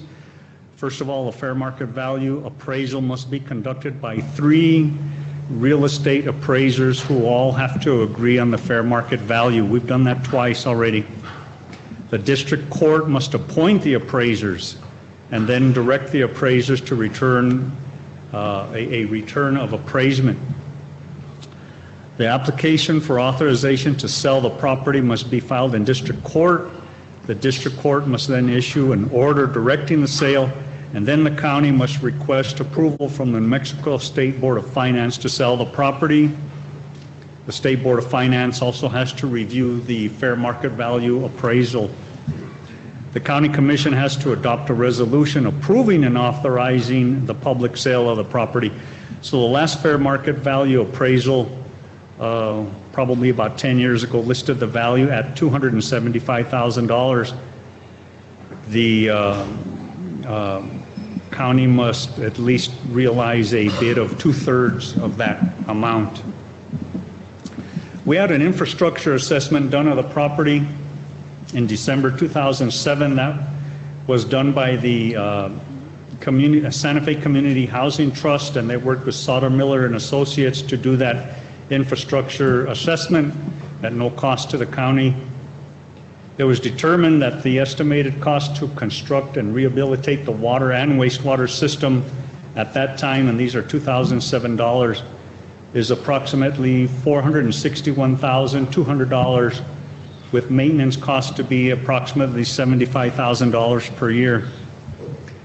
In the last 17 years, general discussions with HUD, there's been procedures and approval to place the property for public sale. We've talked about possible renovation or improvement to the property. We had an instance where there was a possible donation of the property to an assisted living facility company under the provisions of the New Mexico Affordable Housing Act and our county's affordable housing ordinance. We met with HUD. HUD approved the concept. We issued a request for proposals, and an application was received by the county from an interested party who wanted to come in and do an assisted living facility on the property. The New Mexico State Legislature has charged the New Mexico Mortgage Finance Authority with the administration of the Affordable Housing Act for the state of New Mexico. So therefore, the New Mexico Mortgage Finance Authority must approve all property donations or transactions under the provisions of the State Affordable Housing Act. So the Mortgage Finance Authority did not approve the application that the county received. There's been discussion with HUD in regard to HUD transferring complete control of the property to the county. There's been a variety of discussions to include purchase by the county or outright transfer of property. We're still waiting for a decision. HUD is entertaining the sale of the property to the county.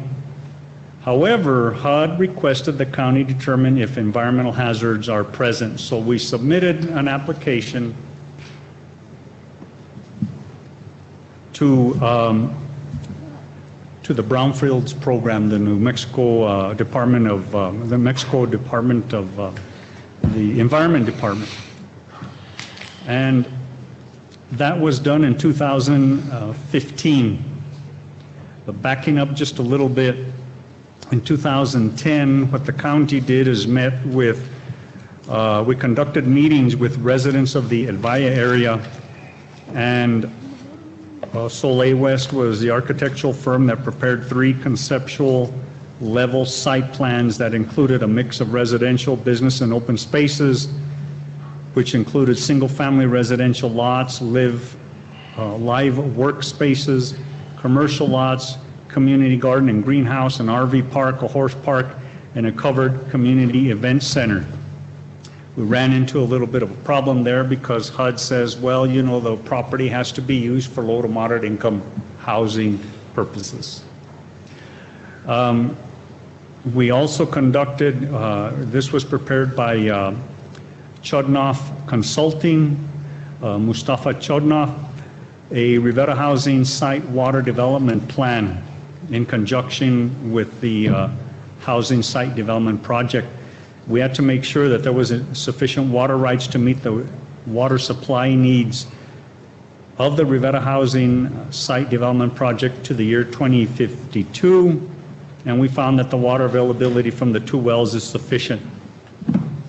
Then we met with HUD to go through all of this, and they reminded us, as they always do, that the property has to be used for low to moderate income housing, not an RV park, a horse park, and some of these other things, at least while it remains under HUD control.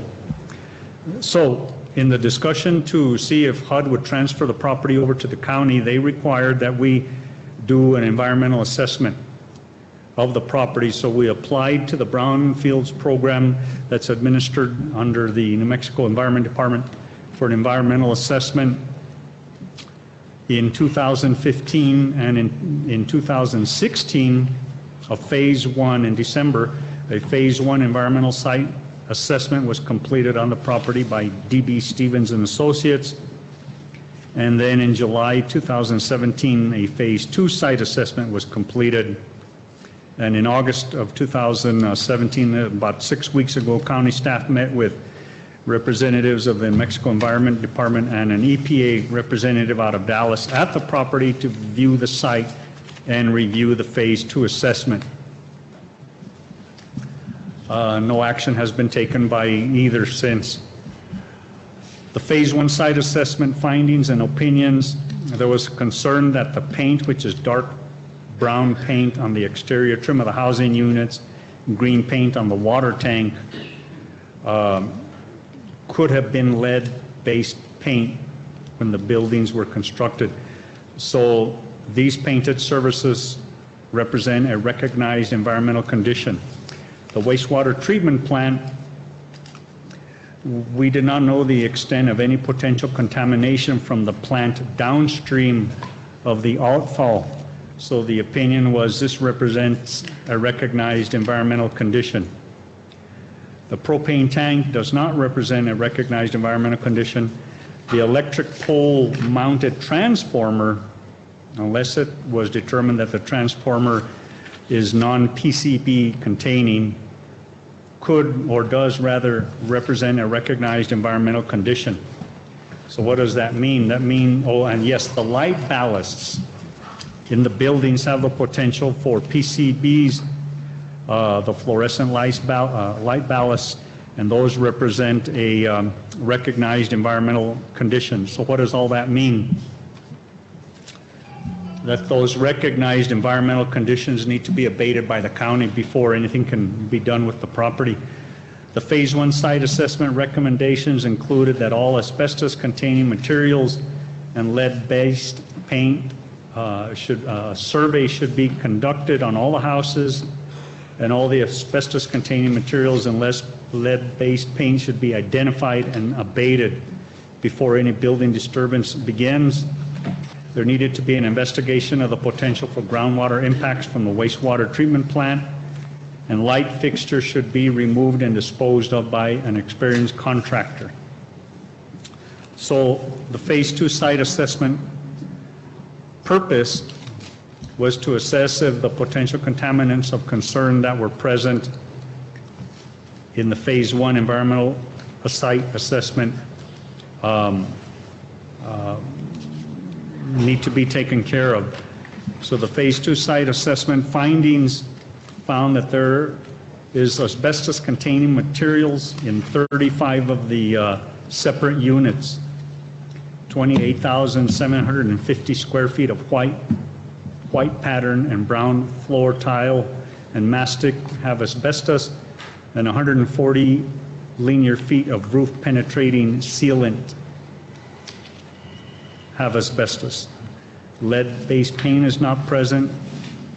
Volatile organic compounds were not detected at concentrations above the laboratory limits. The volatile organic compounds refer to a group of chemicals such as paints, varnishes, wax, cleaning, air fresheners, cosmetics, fuel oil, and gasoline, those things. Semi-volatile organic compounds were not detected, and so there's not a problem with either one of those.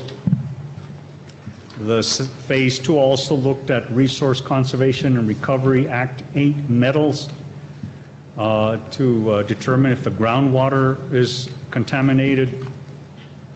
So the groundwater samples were taken and analyzed, and the results are below the New Mexico Water Quality Control Commission standards. There's not a problem there. Nitrate, and nitrite soil samples were collected from the sediment sludge pit and analyzed for nitrogen. And groundwater samples were also taken. This is in the waste water treatment area. And the results were below the New Mexico Environment Department and New Mexico water quality standards. So the Phase 2 site assessment concludes that there is asbestos-containing materials present at the site, and the estimated cost of asbestos-containing material abatement is between $97,500 to $120,000. So we looked at some estimated costs, and for abatement, also for, because one of the questions that I was asked is, what would it cost for the county to rehabilitate the housing units, make them available as affordable housing? So the infrastructure cost, and these are 2007 numbers, again, are $461,200. Maintenance at $75,000. Asbestos abatement is $97,500 to $120,000. So we looked at a high estimate of those three, which comes out to $656,200. That is something a cost the county would incur in the event that HUD should release the property over to the county, and before the county would do anything to the property, renovate any of the houses. So we looked at some probable costs to address infrastructure, the asbestos abatement, and the renovation of the residential units. So we're looking at 57,572 square feet of residential units if those units are remodeled and the number of units stays as is, and $150 per square foot comes out to a cost of $8,635,800. So between the infrastructure improvements at 2007 numbers, the asbestos abatement, and the residential units, we'd be looking at it somewhere in the neighborhood of $9.2 million. Of course, that's if the county gains control of the property and then chooses to renovate them as housing. If the county gets control of the property, the county can put the property up for sale, and if the county regains control of the property, the county can put it up for sale, and then there's no restrictions on the use of funds. The county could still put it up for sale now, although the county does not have control of the property because it's still under HUD. And if the property sells, then the proceeds from the sale have to be used for low to moderate income housing. Okay. And that's it in a nutshell. We met with the local representatives from HUD, Floyd Duran and Marty Griego, at the early part of August. Floyd, I've been dealing with him for several years. He said something about us getting old together, and that's not what I want to do in my old age. And he is the individual that the county deals with this property, and what he's looking at now is convincing his supervisors out of the HUD office in Dallas. Region 6 HUD is the one that oversees all this area, to actually donate the property or sell the property rather to the county for $1. But that's been a discussion that's been going on for almost 2 years already, and we still haven't. But that's the story on the Rivera housing property. And those are pictures. As you can see, it doesn't look good. There's going to have to be a lot of work regardless of who obtains the property. What was the fair market value when you guys did it a couple of times? The fair market value 10 years ago, we haven't done a recent appraisal simply because county staff hasn't received direction from the county commission to put it up for public sale again. But the last fair market value was $275,000, and then the Board of Finance, the New Mexico Board of Finance and state statute would require that the property sell at least for 2/3 of the appraised value price. So if the county decides, or you decide that we want to put it up for public sale, we'll have to go through that process, find 3 appraisers to appraise a property, and come up with a new fair market value appraisal. The whole process takes about 5 or 6 months to complete. By the time we go to the Board of Finance, the district court, get the appraisal done, and then the Board of Finance needs to review the appraisal and approve it, and so does, I forgot to mention, Taxation and Revenue Department. The Property Tax Division of the Taxation and Revenue Department have to look at it as well. We tried to get them to do the fair market value appraisal several years ago. Former assessor Elaine Estrada assisted us with that, but the state didn't want to do it. So if there's any questions, I'll try and answer them. Are we, the county, responsible for the upkeep, at least for the safekeeping of those projects, as long as they're within our county, or is HUD responsible for I guess safekeeping, I guess you could say? I would say yes. In fact, the planning and zoning staff, myself, Felix and myself, go out every couple of months and we take a look at the property. we haven't found anything, like, people living in there or anything like that. But we did notice, these pictures are as recent as last Thursday, and we did notice that in at least one of the units, the ceiling has caved in. It's just not a good, it's just not a good piece of property right now. I guess what I'm getting at, Alex, are we responsible liability-wise, or is the HUD? I mean, does it belong to us in that way, or does HUD? It belongs to the county in terms of being responsible for it, but HUD has control over its use and its disposal and the proceeds of the sale. So we really can't do anything. We can't go in and knock a building down without HUD's approval. We can't go in and we know what the cost might be for removal of the asbestos. We can't do that without HUD's approval. And so unfortunately, it's just sitting there deteriorating.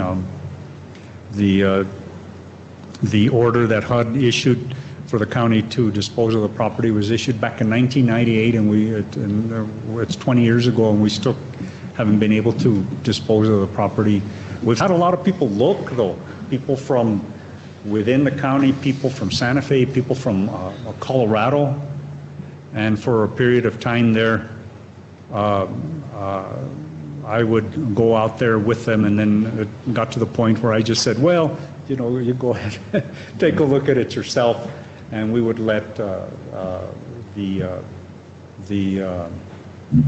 Public Works Department know in case they were in the area that there might be somebody out there looking at the property. And but we just haven't had anybody. We did have one person that attempted to submit a bid, but then the county ran into some problems with the individual. He demanded his money back, so the county gave him his money back. But we just haven't been able to sell it. So.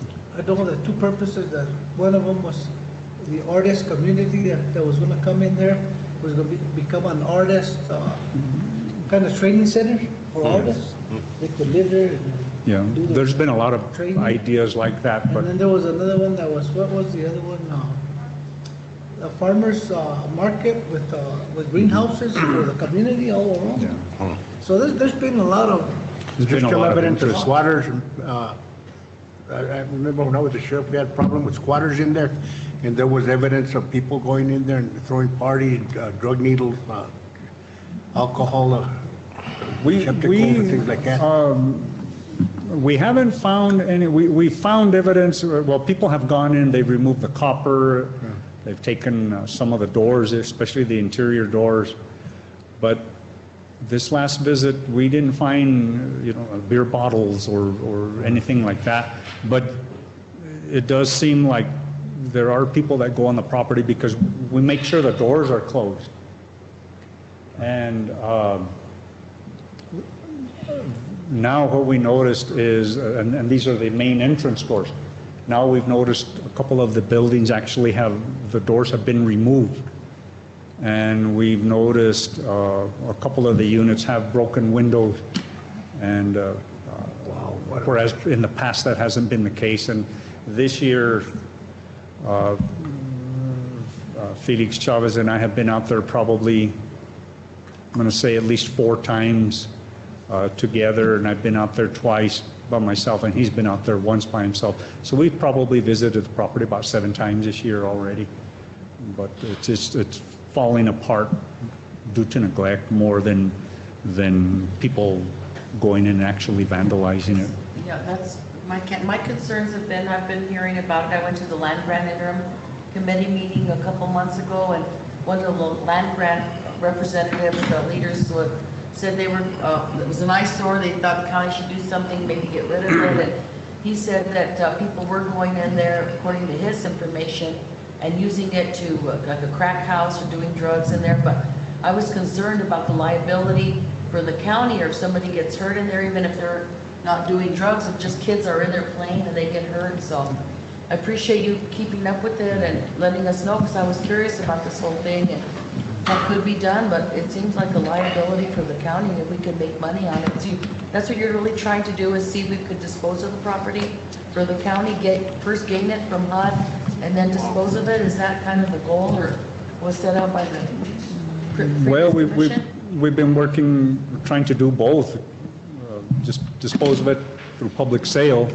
and also trying to get HUD to release it to the county. But HUD has been very reluctant. We meet with the representatives from the Albuquerque office, and they constantly remind us that, well, the property has to be used for low to moderate income housing purposes. And I think the county understands that, but it has been vacant for 20 years. So whereas the county might understand it, I don't, because we can't do anything with it. And if we do, it's going to cost a lot of money. And I think that since the last 20 years that low-income housing projects have been redefined on how they're doing it, that what HUD is advising, even if we could get the money as a county and turn it into, I think, mixed use and the other things that were proposed would be better than just another projects, according to what but I don't know HUD and what they would require, but just keep doing what you're doing and maybe something will. Can't retire, Alex, till you fix this.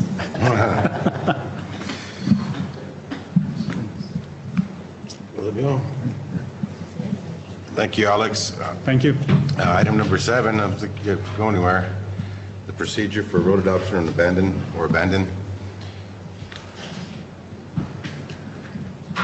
Alex Tafoya. The county has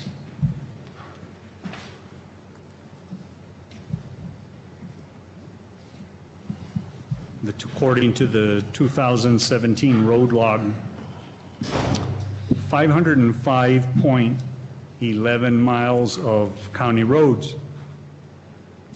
That translates on the county road log to 229 roads, all listed individually.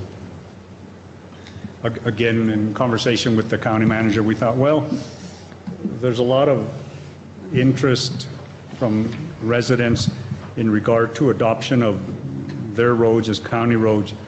We looked at the files.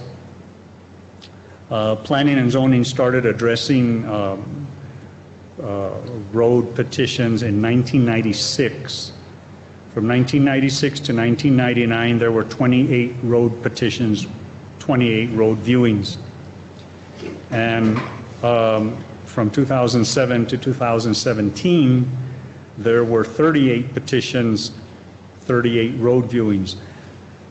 Some of those 38 petitions included more than one road. So the total road viewings from 1996 to now has been 66. And during that time, we were able to find where the county adopted one road as a result of those 66 petitions. And that was in the Pecos area. The National Road Traffic Act of 1966 indicates that the definition of a public road is not linked to the ownership or maintenance of a road, but to the common use or right of use by the public of a road. A public road, and through the years we've heard that term a lot, well, it's a public road. A public road means any road, street, or thoroughfare, or any other place, whether it's a thoroughfare or not, which is commonly used by the public or any section thereof, or to which the public or any section thereof has a right of access. The term highway is a generic name for all kinds of public ways or roadways, although we might think of a highway as something like Interstate 25. A simple road can be referred to as a highway. According to the Institute for Public Service, all roads running through a county are not county public roads. Some are some are private roads. Some are state highways and some are city streets. Private roads are the most difficult to distinguish from county public roads.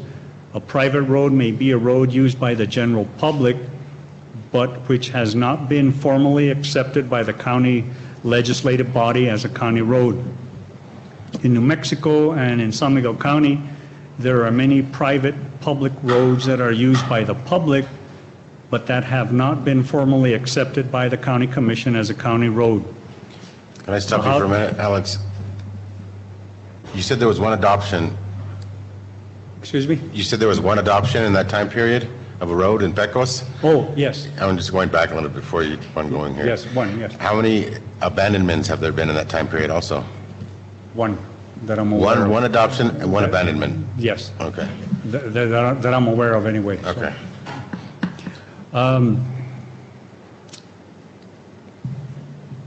Statute, the creation of highways is a function of government that stems from its power of eminent domain, which is the authority to take private property for public use. The legislature makes the determination needed for public use, and there's a reason I'm explaining all this. The legislature makes the determination needed for public use and convenience and provides for establishment of highways by local boards or courts. This is statutory authorization, and in New Mexico, the legislature has granted such authority to boards of county commissions by state statute. So, state statute in New Mexico can address different things. It can address abandonment. Legislation or state statutes or statutory provisions can provide for abandonment of a county road. Non-use of a road might be considered abandonment. Evidence that a highway or road is in such a dangerous state of disrepair and the county fails to repair it may constitute abandonment. There's also alteration. An alteration of a highway or a road refers to a change in its course that the state may affect in its exercise of its police power. And there's also vacation. The vacation of a road or highway occurs when the existence of such road or highway is terminated by the direct action of public officials such as the city council or county commission. Usually a road or highway cannot be vacated unless they are useless, inconvenient, or burdensome, and the grounds and method of vacation is regulated by statute. So there's two pieces of legislation in New Mexico that affect county roads or public roads that are not county roads. The first is the anti-donation clause of the New Mexico State Constitution, which strictly prohibits donations to individuals by government entities. The anti-donation clause provides that neither the state nor any county, school district, or municipality, except as otherwise provided in this Constitution, shall directly or indirectly lend or pledge its credit or make any donation to or in aid of any person, association, or public or private corporation. The Constitution makes no distinction as between donations, whether they be for a good cause or a questionable one. It prohibits them all. The second piece of legislation is New Mexico State Statute 67-5-1 to 67-5-21. New Mexico Statutes annotated 1978 as amended. This is Article 5, vacation, alteration, and establishment of county roads and bridges, which sets the procedures and requirements for the vacation, which is the abandonment or discontinuance of a county road, the alteration of a county road, and for the establishment or adoption of a private or public road as a county road. And you know, this Article 5 dates all the way back to 1891, although it's been amended a couple of times.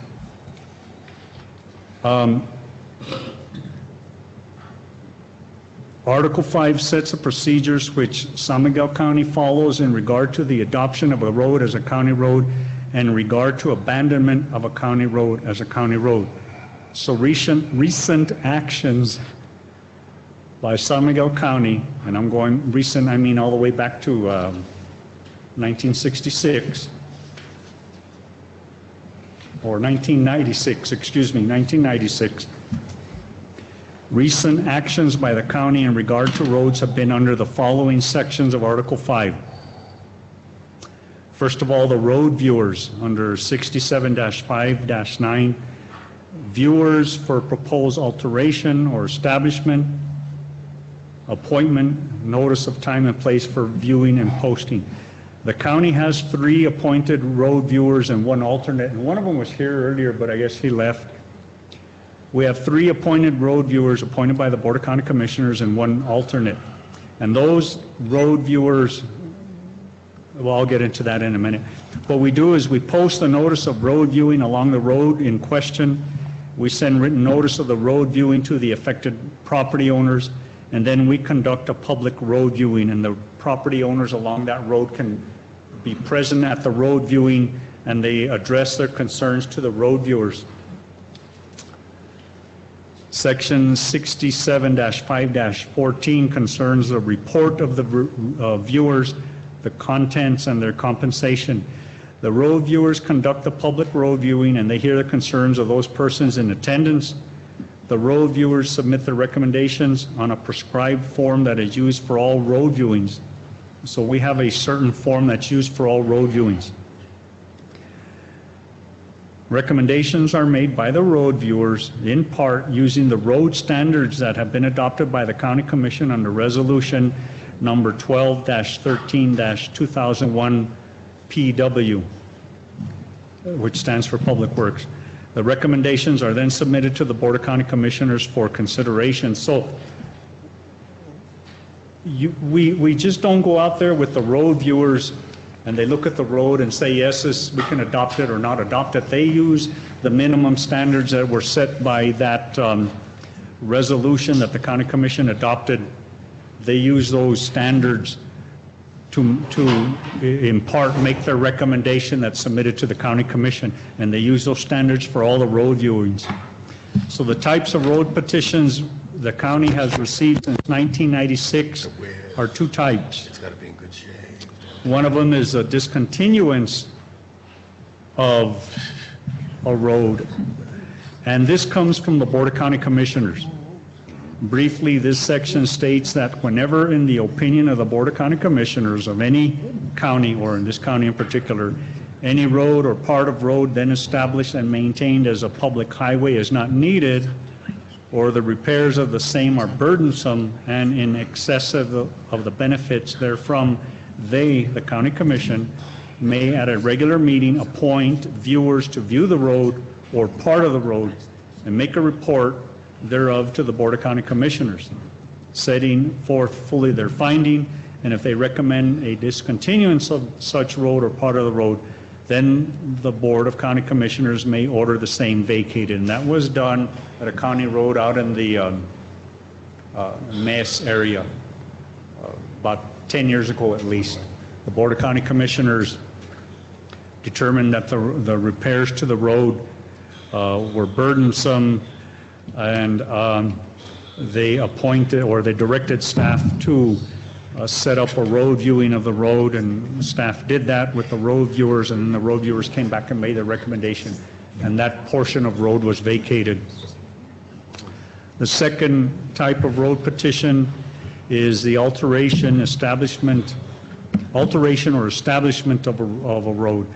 The Board of County Commissioners can alter, widen, or change an established road or lay out any new road in the respective counties when petitioned by 10 freeholders residing within 2 miles of the road sought to be altered, widened, changed, or laid out.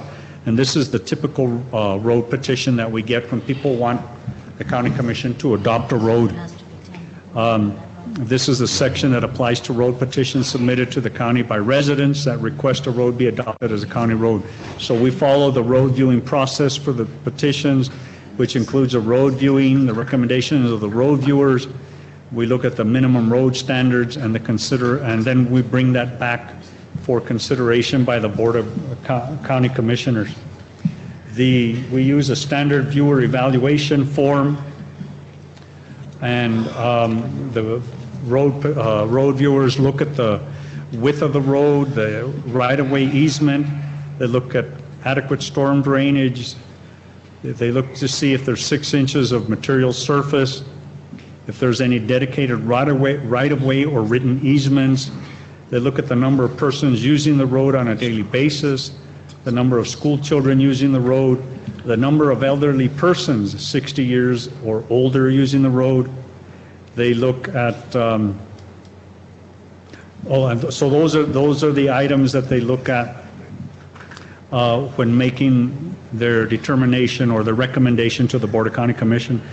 The criteria for closure or abandonment of a road are three things.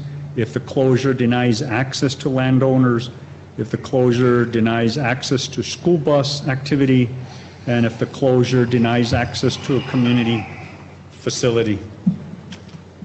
So we thought that because we do have 3 new commissioners, that perhaps it would be important to just provide some general information in regard to road viewings, and because you probably get some requests, and it's only fair that you have an idea of how to maybe answer the questions or how to direct the residents, where to direct them to, and of course you can direct them to the county manager, and he'll direct them to us, to Morris and Arnold, and we'll take the ball and run with it and do what we need to do. And Commissioner Padilla is very familiar with how the process works, because he participated in many road viewings, because he did work in the planning and zoning office for several years.